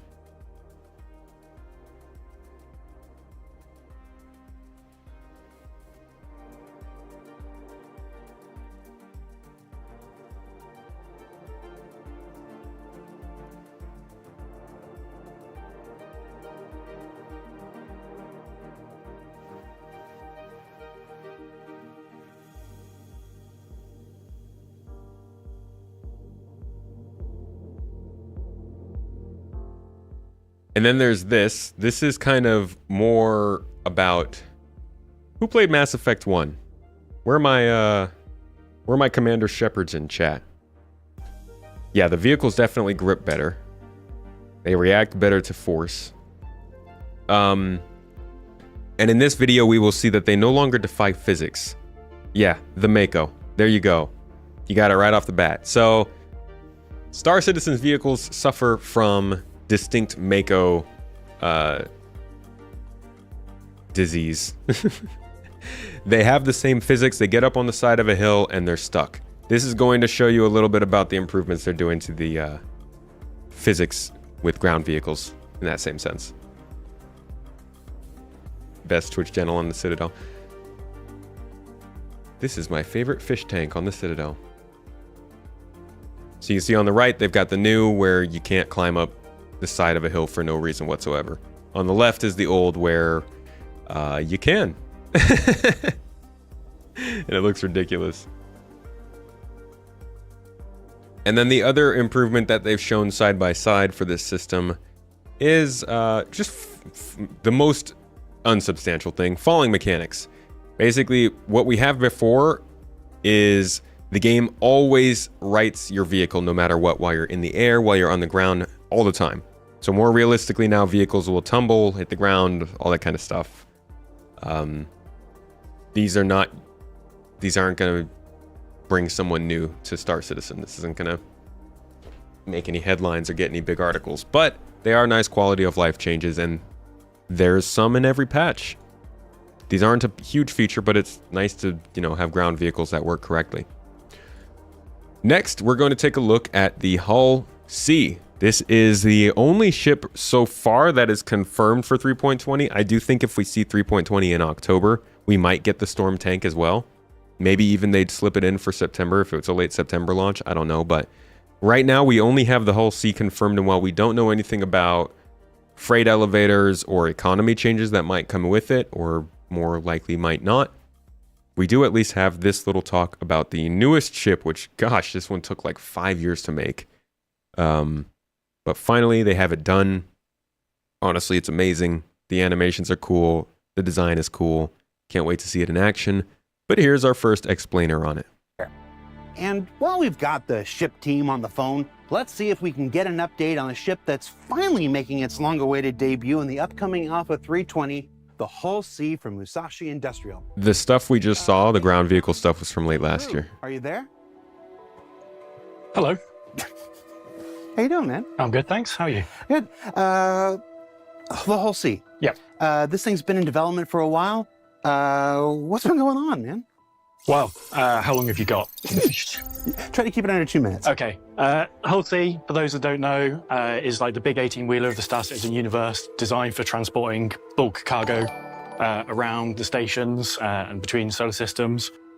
We started it, I want to say 5+ years ago. We got so far on the art and design side, probably early grey box. And then the sheer amount of technical challenges with this ship became apparent. We put a pause to it. We thought, who would have thought that a transforming ship meant to hold boxes with physicalized cargo inside was going to be a problem? With little transforming spindles that would carry it. Can't believe we were seeing like this ship in engine in like 2018. This ship took forever on the technology side to get working. Hopefully when it gets in the game, it actually is. Thank you for the sub, by the way, Kamets. Appreciate you. Thanks for gifting that out to Kwaku. we'll come back. The teams that need to help us have more important things to do at that point in time. There was object container streaming going on. So we're like, that's more important. We'll sort that out. We'll come back to it. And the last year or so, we've come back to it and had to deal with all those big technical challenges for the ship. And how's it doing today? What can folks expect? You can expect the ship working as we intended it to be when it was concepted. So it's quite a unique ship in the game. There's a lot of moving parts literally on it and some tech in there that you've never seen before in any ships. So primarily the hurdles revolved around that central spindle section that you can walk through whilst it's doing those animated states. We've essentially got two parts of the ship that move independent, or they're animated together. This is actually insane that this is like a fully player controllable moving asset that you can be walking inside of while it does this. Is crazy. Essentially got two parts of the ship that move independent, or they're animated together, but they're independent parts of the ship. And a new way of loading cards. Like only in this game would they have the time to be able to do this. And I know there are plenty of people who are probably watching this saying they didn't have the time. But like, geez. I'll go into the ship. I want to talk to you about that. So one of the big questions since this thing was first introduced is how the cargo loading and unloading is going to work in Alpha 320. Who can tell us about that? Crazy Ghost Hunters, thank you for the $2 super chat. I don't know anything about the RSI Polaris other than that it is approaching white box. It's going through white box. It's probably going to be something we see more work on towards the end of this year and into next year. So don't expect anything until end of next year at the earliest on that ship. This company sure has a lot of money. They actually don't. They're running pretty lean. I think they usually end the year not much more profitable than when they start, or like, I don't think their margin is very high. I would say it seems like they're usually coming in at like 8 to 15%. I don't even think it's that much. I can't remember for sure, but they're passing money through. I guess maybe you mean they like end up going through a lot of money. They do go through a lot of money, but like they're paying salaries and server costs and stuff like that, so they don't necessarily have a big bank. Which, to be honest, is why they want to get Squadron 42 out, because that is their best bet at getting a decent amount of money to help Star Citizen. That, and it's been a while. Let's get back into it. I think we can probably get Chris Tanks on the line. Oh, excuse me. Sorry, Jared. Excuse me. Hi. Hi, Chris Tanks. Hi, Jared. So how does cargo work for the Hull C in Alpha 320? So in Alpha 320, the Hull C behaves as we expect it to. When it's extended, when its cargo arms are out, it can't land. So it can't take cargo in the normal sense that any other ship that takes cargo does while it's landed. So you go to your cargo terminal, you buy as much cargo as you want, you set it to the Hull C, but the system recognizes that it can't spawn the cargo while the ship is landed. So you get in your ship, you fly it out of the hangar, and then contact ACC again. That is when the ship realizes, oh, I'm out of the landing zone now, I'm ready to take some cargo. So Okay, so this is not something that I was originally going to go over for this update, but I think it's important to talk about the cargo updates we're getting in 3.20 as well. when the ship realizes, oh, I'm out of the landing zone now, So this is a big change that we're seeing here. They don't talk about it. They don't give it any time. Just no mention. And I think the reason for that is because they are waiting to see what parts of the cargo refactor they can get into 3.20. And then they're going to make the ISC episode on it. I'm guessing it'll be one of the final ISCs we get before 3.20 goes either to PTU or live. But this is a huge change we're seeing right here. This means you will now have a designated place to load your cargo. And what we're seeing here is a transfer timer, which has been, I think, dreaded and anticipated by many for a while. This is going to start simulating the amount of time it will take to fill your ship with cargo. For a Hull C, right now it says 4.5 minutes. That could be placeholder. That could be based on absolutely nothing other than them testing it. At some point, this will be based on physical NPCs that can move boxes back and forth. But for now, there won't be NPCs. It won't be run by AI. This will just be a placeholder timer that is different for probably most ships, depending on the size or the amount of cargo that's required.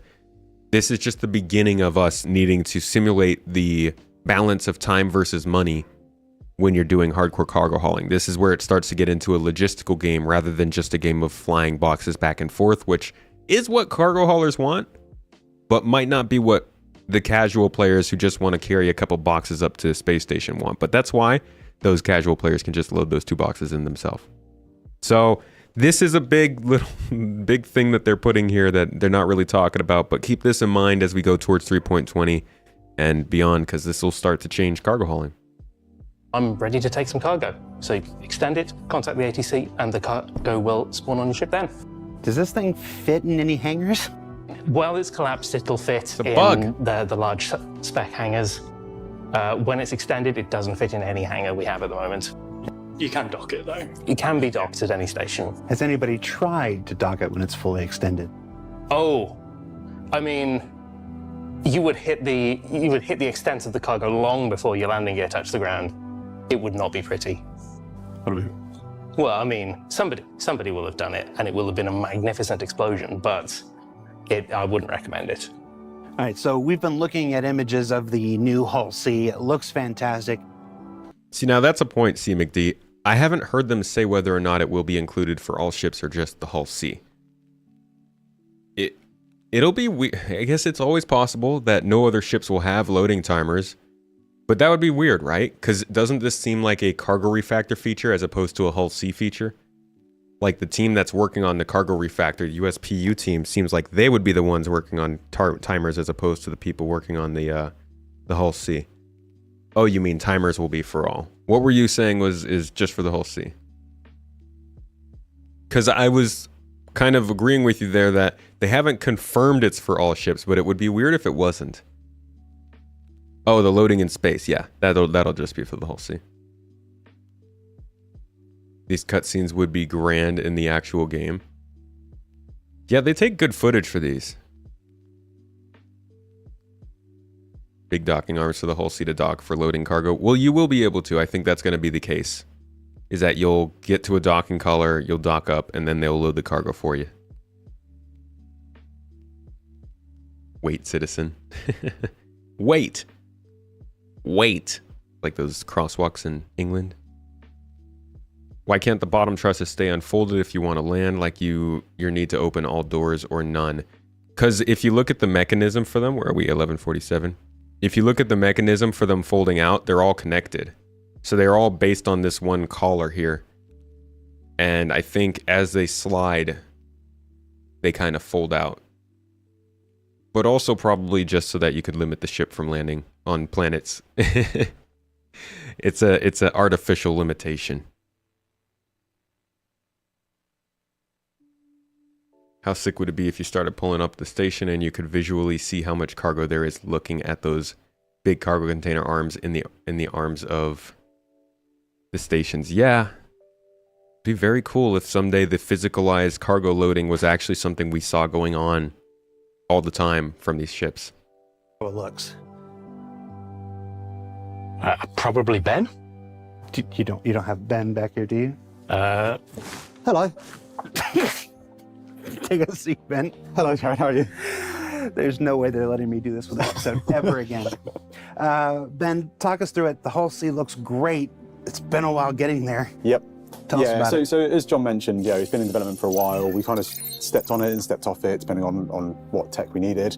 I think, in our game we talk a lot about kind of gold standard, but really with the whole sea, it's kind of like current standard. So what we want to do is make sure that when we release the ship visually, it love the interior of this ship. It ticked all of our kind of current processes, and it kind of really it was on par with everything else that we put out now compared to where it was kind of back in the day.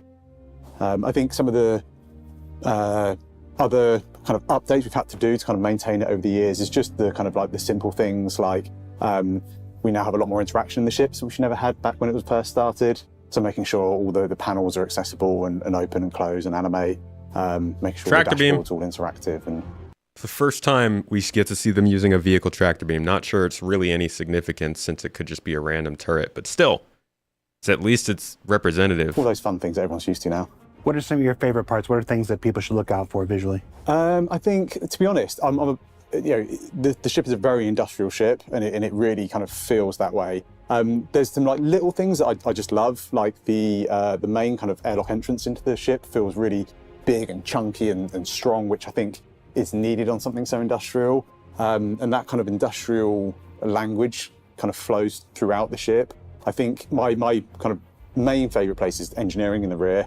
The whole rear of the ship is kind of dedicated to... I love a ship with 3 decks. That's pretty cool. Really encompassing that idea that you are on a big workhorse. There's big engines, there's massive pipes. It feels really kind of like nice and moody and a little bit dangerous. And I think that's kind of really helps sell what's going on the outside of the ship, but inside. Well, that all sounds great. So, what did we learn this week? All right, we learned that the whole sea is an amazing ship, but we don't know if it'll actually matter because the economy might not catch up. How long do I think the hull D&E will take to come into the game now that they figured out the major tech hurdles for the hull series ships? Blandry, that's a good question. Thanks for dropping in, by the way. Appreciate you. I think it'll take a couple years for them. I don't think they're very needed. The way it's supposed to work is the hull C is the most important.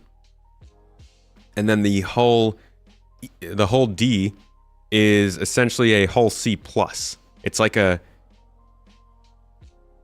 What would be a good example of that? It's like, you know how you can get a van and then you can also get a stretch van? The hull D is like the stretch van of the hull C. And then, so the two actual sizes for the whole series are the C and the A. And then the B and the E are like stretch versions of those. And then the B and the D are stretch versions of those. And the E is its own ship.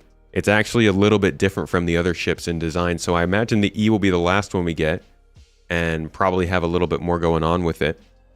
But the whole B and D, I think those we could see in the next year or two. Probably more close to 2. Because they still are going to have to do some custom work. But they did get a lot of stuff done with the assets with the Hull C. So that's good. Stephen French, thank you so much for the super chat on YouTube. Appreciate you. All that space in the ship, but the interaction points inside the ship are huddled in the same area. Cockpit component area. Are all the components in that same area? Wait, shouldn't they be in engineering? You were an electrical engineer pre-retirement, and there was nothing better than 2 or more engineers talking about a project where everyone was excited. That is always good fun. It can end up talking in circles. All of my conversations with engineers usually end up in circles, but I like that. They're good circles. They're very exact circles because we measure the sines and cosines, you know? Got to make sure everything is lined up as needed. Okay. So, we have gone over everything that is definitely in the patch. Now, I will start to show you some of the stuff that is not necessarily guaranteed to be in the patch, but really looks like it's going to be because either they've said it before or the work kind of lines up, or I just really want it to be and I want to get more people on that side. No, I'm kidding. I'm not going to tell you anything that likely won't be in there. These are all things that have basically been talked about in some aspects of maybe making it into 3.20. So first we have a lot of derelict locations. These are things that actually were supposed to be in the game in 3.19, but got delayed. Now in this video, you will hear that they're confirmed for 3.20, but things change. We don't know what could or could not, so they're not on the release view yet. But again, these are some new locations that maybe we'll be seeing in the game in 3.20. The newest edition of derelict settlements. Oh, I don't think hulls will have a problem with loading times interacting. Just different ports. We started with maybe 1 settlement last time we spoke, and now we're up to about 15 fully fleshed settlements with a unique look, narrative, and theme around them. The longest part is just finding a theme and then scouting these really epic locations throughout the maps, throughout the planets. And then we try and match the theme. Okay, what theme fits with this location? Let's say we're looking at cool mountaintops with really nice vistas, cool sunsets that are like on the side of a lake or a river, or just a little like a water source on the top of the Alps with like snow and everything. So we come up with these themes, and then we come up on the side with these really cool locations, and then we just like, okay, what can we match together? Let's find a cool name with them, and how do we make these unique settlements? You could easy see yourself like spend your life with your wife or your husband or whoever you want to play with, and just take it easy.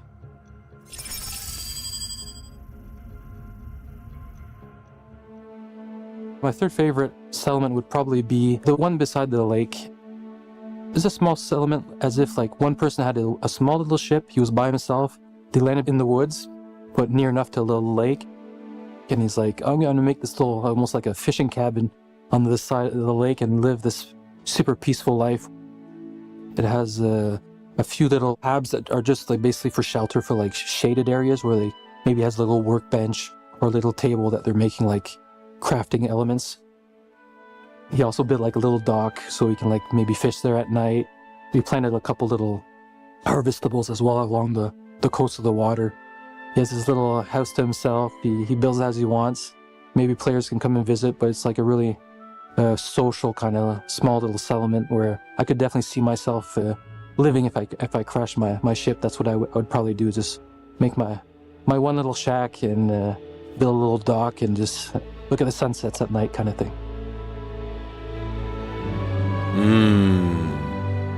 Mosquitoes.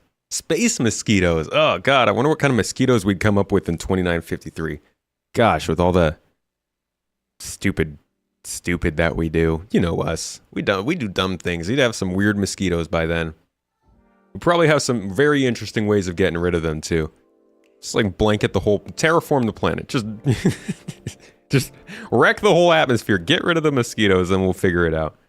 Hey, Kwaku, I do want to say big ups on Xenothreat and Siege of Orison. I love both of those. Those are my favorite. I am super excited to see what Siege of Orison could turn into with more than a building or something, but I love the events. I know some people are not happy with the way that they're affecting the game right now, which obviously is not the event's fault. It's more the game itself. But I'm always happy to see them running because when they do run, they're good fun, especially Siege of Orison. So thank you for that. And I'm excited to see the Idris mission in AC. The next most visually advanced one, we nicknamed it Cable City.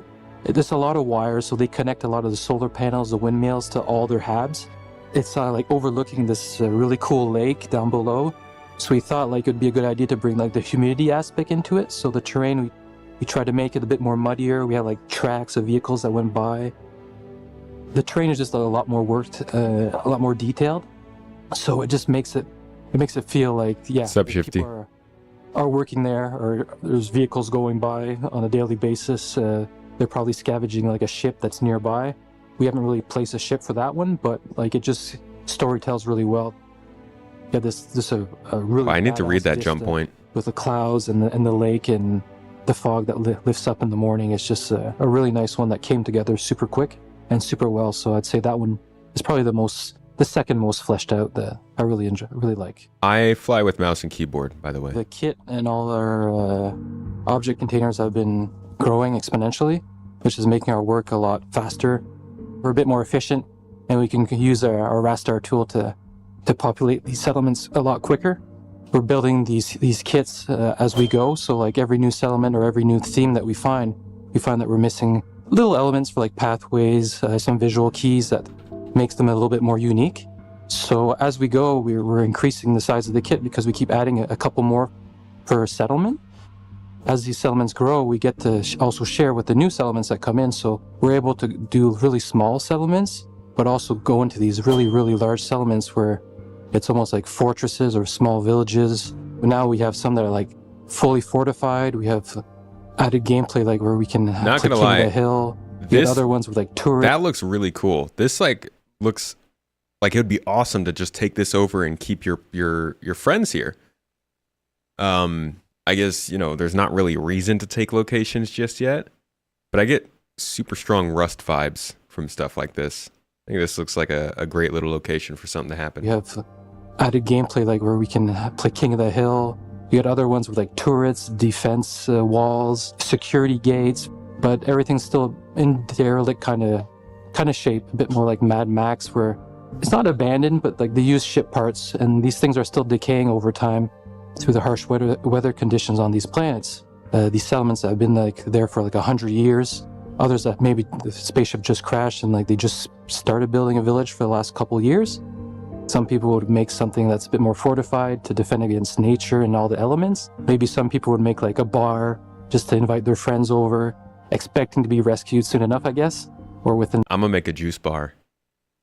Come get some tomato juice, but like appropriately. Also, thank you, Kwaku. The next several years. So we have like a bunch of farms, we have greenhouses, we can have like hostile, and we can have also just social settlements now. Yes, we need more social settlements. We need more places we can just go for things. Missions and, I don't know, water bottles. A lot more assets to play with. My favorite settlement or outpost that we've created so far is the one deep in the forest. We nicknamed it like Ewok Village. Basically, you crash in the forest, so you're using all like what's around you, the elements. So there's a bit of lumber. So we're bringing a bit more organic feel to this settlement. I could definitely see myself building a nice little town in there that's nice and protected. It has these little half barricaded walls made out of lumber. And it has all these drapes, these fabrics, these tarps that are playing in the wind. We have these old windmills that are in the background with fields of crops that they grew, but also it's a bit of like overgrown vegetation at the same time because it's not like lined up perfectly. It's just like this little savage garden that you can pick some berries to survive or whatever. You have these big greenhouses during the winter season that you can actually grow stuff. You can also use these as harvestables. The player can go visit the greenhouses and just pick some things and add it to his inventory.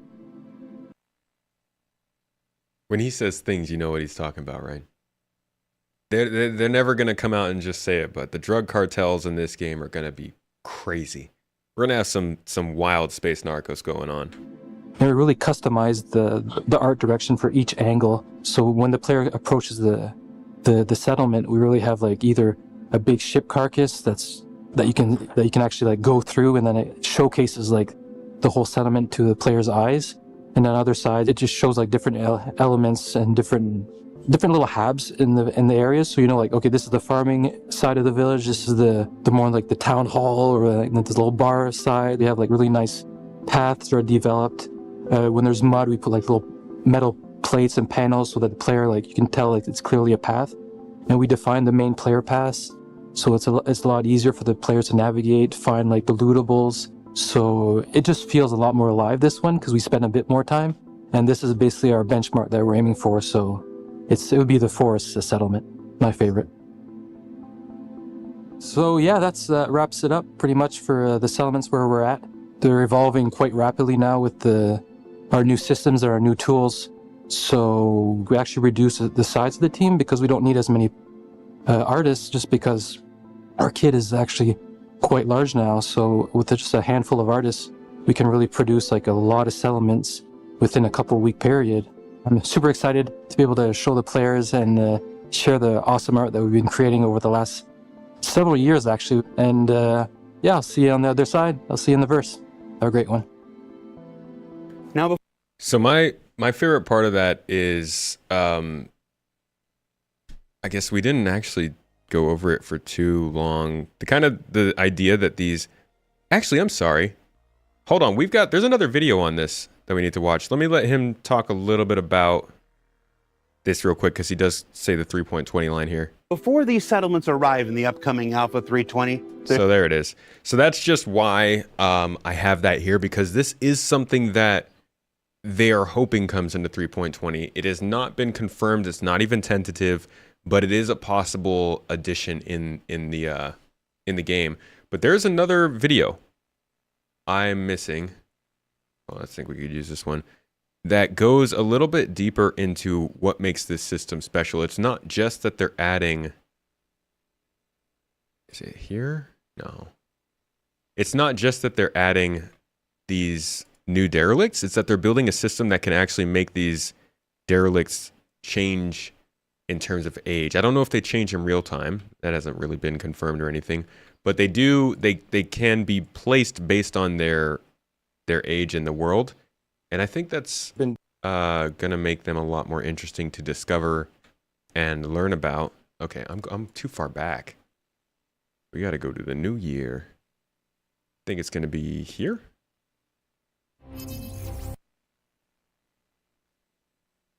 Yeah, this is it. Okay, so here's where we kind of learn a little bit more about the actual system.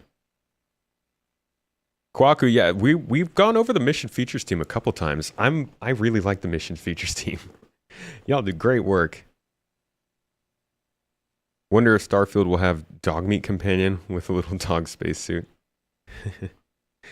All right, let's listen to more detail about what these are actually going to, what this new system is for the derelicts. Units that will soon allow for the continued creation of new mission locations, from the tiniest of barracks to the most impressive of shanty towns.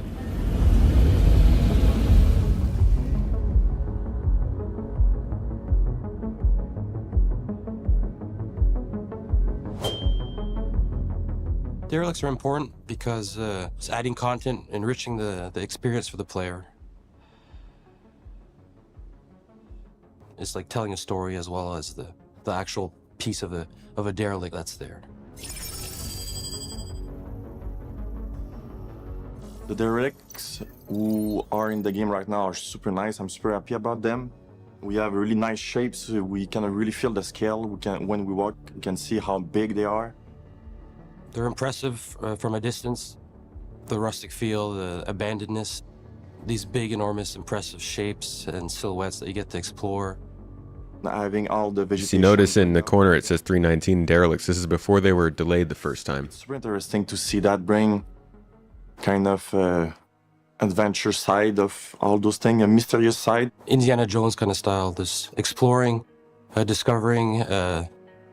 There's a variety for players like to experience, to go back, revisit, and yeah, enjoy the derelict.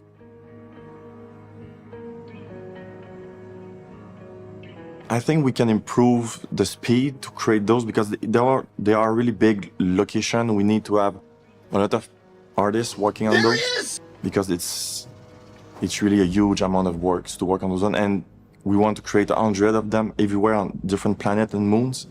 Adding more of the because we have OCs, so dressing them up immediately instead of hand placing all the rocks, the foliage, and all the visual elements separately by hand. We should make actually nicer modules that are already pre-assembled and most of the stuff is already contained in it. So that way we can deploy it, spend a bit more time on detailing, just an extra pass, an extra level of depth to the art. What I like the most on the new ship we did, we create a deeper story about those crash sites. With the Star Runner crashing on the planet and having the 600i just crashing on the mountain just by, we can just think about maybe they got a fight on the sky and they get hit and the boat get crashed just by themselves. This isn't talking about the new stuff yet. Add different variations of age to our ships. So we have the freshly crashed ships, the older ones that the planet overgrown over, and we have the very derelicts as just a skeleton of the ship that's remaining. Really just the frame of the actual ship that's just abandoned and rusted out. So this is the part that I find most interesting, the idea that you have these levels of age that the ship can go through. I would absolutely love if this is something that happened for ships in real time, but I just don't. I mean, how long would a ship have to be out on a planet as a derelict for that to happen? It seems more likely that they'll just place them in this age already and it won't really change. At least seeing a ship going from on fire to not on fire would be cool, but I'm not going to set my hopes super high on how this system progresses, but it's nice that there's going to be some context for age with these derelicts moving forward. The older ones that the planet overgrown over, and we have the very derelicts as just a skeleton of the ship that's remaining. Really just the frame of the actual ship that's just abandoned and rusted out.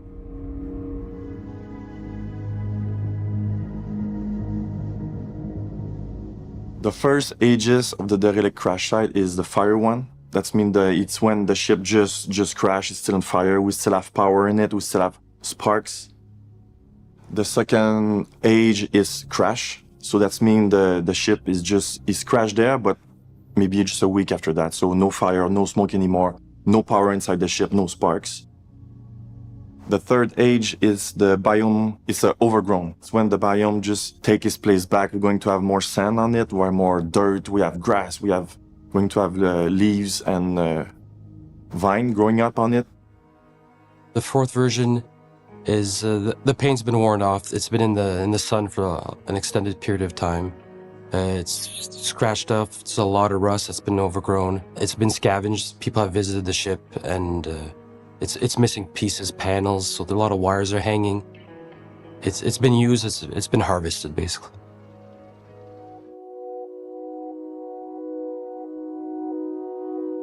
And I'm really excited about the derelict habs that we'll be adding to them.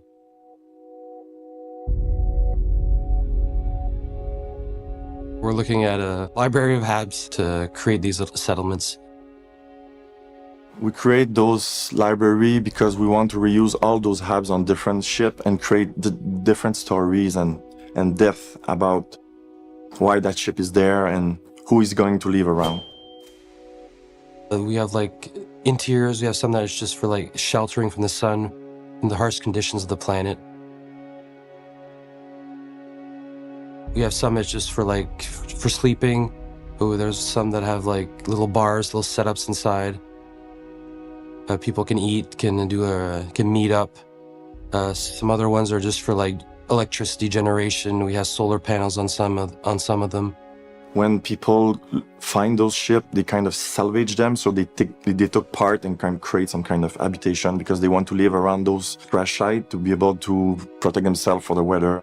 These little mini camps, basically, that people can go and explore. These can be added to the new derelicts, but also to the old ones as well.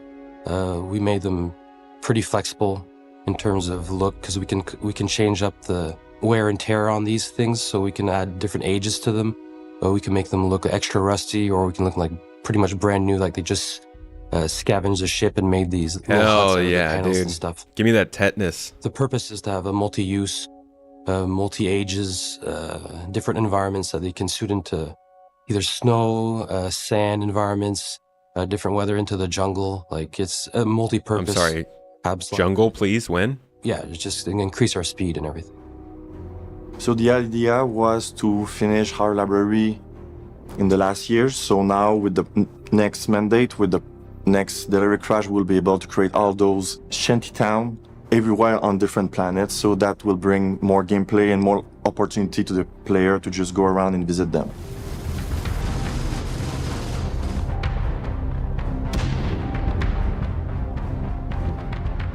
The best part about this is just getting a chance to have more places for these missions to run. Missions team has been blessing us with more stuff to do, and the more things that can happen at these locations, given it's not totally chaotic, the more interesting the game will be.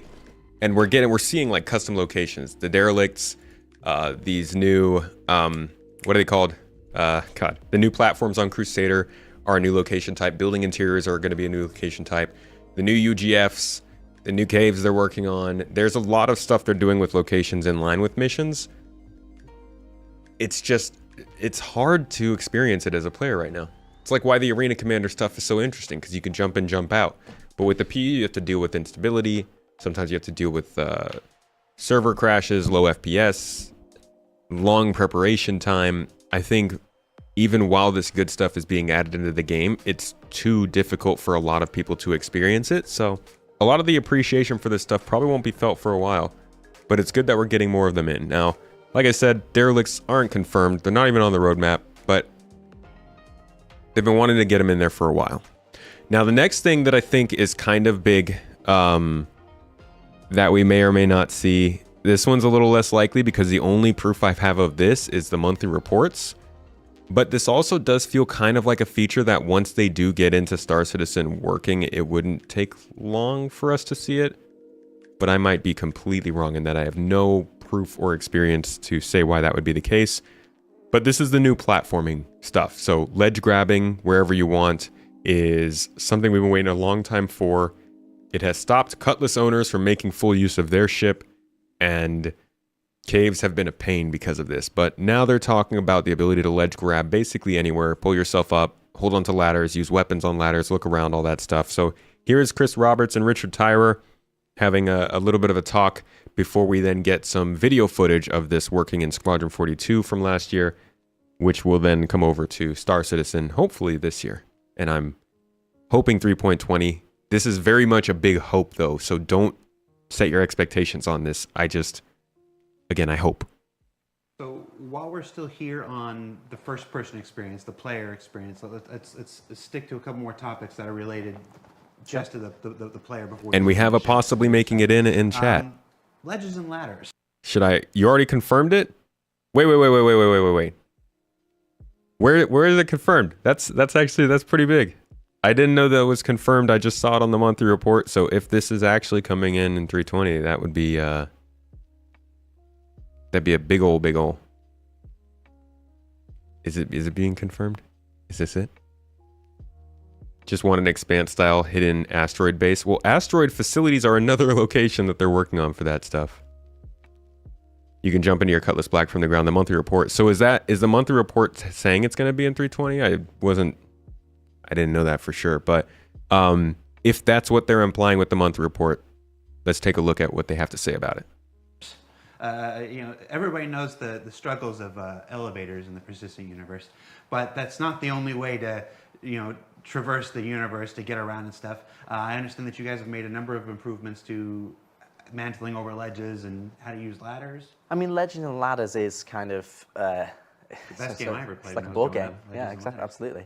It's kind of two features that we're focusing on. But I mean, as Chris said, in terms of squadron development, we're looking at improving the entirety of the traversal experience.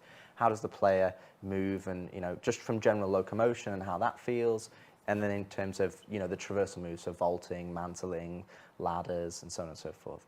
So one of the two areas that we've identified that we wanted to push for was for ledges, which is we wanted you to be able to, I've slightly misjudged my jump because I'm in first person, I can't see my feet. And it's, it's kind of frustrating. You're like, oh, it's just right there. If this was real life, I'd just put my hands out and grab it, right? So that's the first part, that we can actually grab onto ledges now that you're falling past, so that you can actually then pull yourself up, which adds just, it's, to be honest, it's huge. Like we've built traversal levels now, and it's the difference is night and day, because when you're in a first person, it's very difficult to judge like right on the edge. So we can add a bit more challenge to the traversal so that you're actually moving around with ledges and grabbing and pulling yourself up. And then the other side of things, which doesn't necessarily sound that interesting in terms of, it's improved ladders.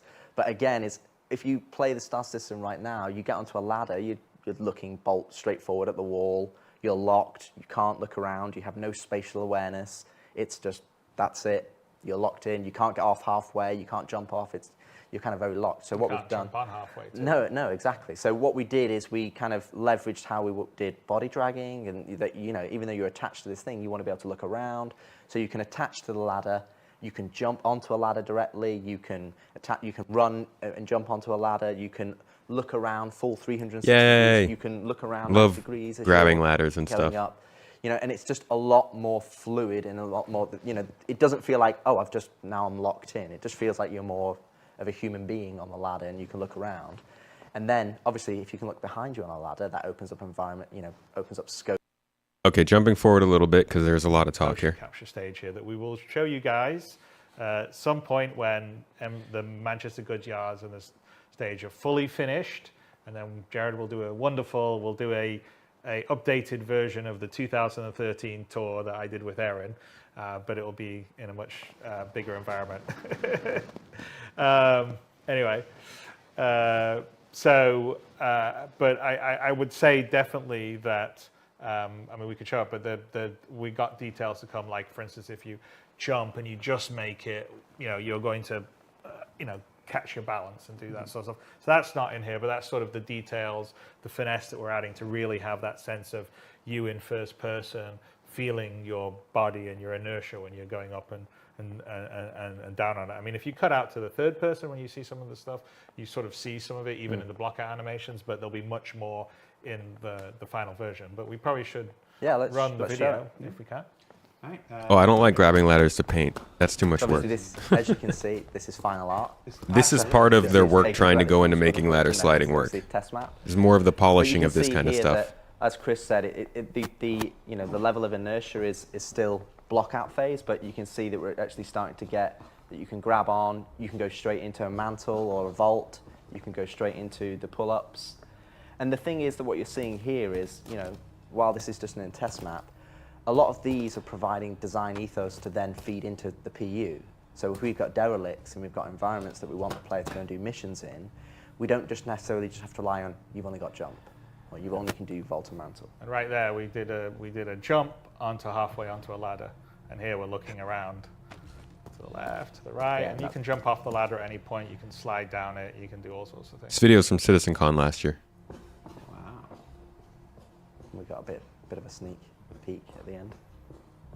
Yeah, so we're gonna fight an elevator. the true boss. And we jump across to get on the ladder there. And again, these are all the blockout animations. I wonder what that is. Someone accidentally put that in there. Yeah. Anyway. But the other thing as Back well. to our spaceship. Yeah, the other thing to say about the traversal is, while we're highlighting ladders and the ledge grabs and things here, the other thing is that we're also, we've taken a deep dive on things like the control input. So for example, we've got action queuing coming up. So, for example, if you're sprinting and you were shooting just before you're sprinting, you might be holding down shift and left mouse button. And then now, what happens now, if you then release shift, you've stopped shooting. But sometimes you want it to continue shooting because I'm still holding the input that I want to do, and what we're kind of terminology in terms of this action queuing. And that's something that we've got a whole matrix of all the different controls, all the different methods from prone to crouch, the transitions, weapon swapping, and so that just again using the controls is a lot more fluid, a lot more intuitive. So it's something we really need that, to be honest. One of the most annoying parts of this game has always been that you feel very clunky when you're moving around. It's going to be nice to see better platforming and traversal options for players. The animations in that looked janky because this is block out. This is all functionality. This is a tech demo. This isn't about the art or the animations or anything. So this won't necessarily look like this when we're playing. They're more just showing where you can connect and grab onto stuff.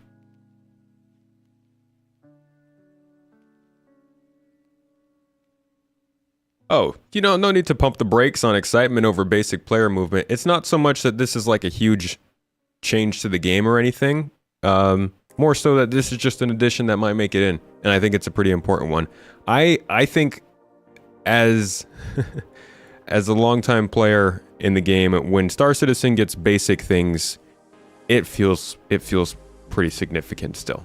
Not a game changer, like I said, but it definitely makes a big difference to this game when it gets some of the more basic but substantial stuff like this, because I think it feels like it's a little bit more polished. It's a little bit more like an actual game as opposed to just like a tech demo. And the same goes for things like the scanning features and stuff that they're trying to do. That stuff, I think it's good. It's good stuff.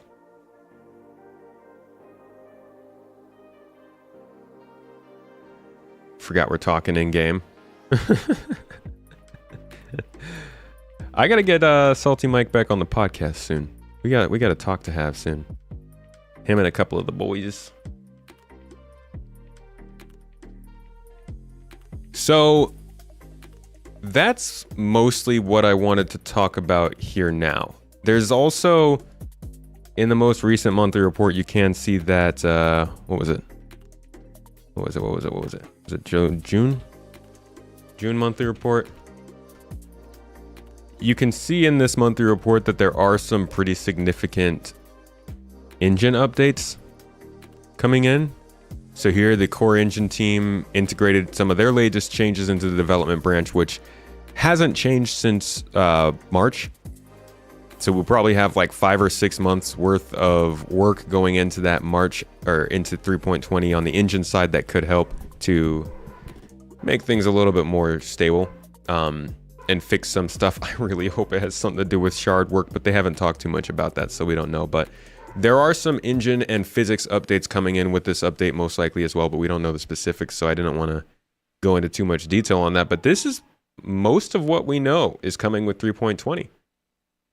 And like I said, I think some of that will change. I think the derelicts we might get, and we could see a couple other features and quality of life things. It sounds like that traversal update is confirmed for 3.20, so we'll have to keep an eye out for that and see if that's really coming in. But ultimately, that's the gist of it, folks. Hope you've been enjoying. Hope you maybe learned something new during this one, maybe not. Either way, that is 3.20, a little early preview. I hope we do see it sometime in October. I really do, because I think that'll make it a more substantial patch, but this could be coming in September. Nobody knows yet, but keep it tuned here over the next month or two, and I'll let you know when that happens.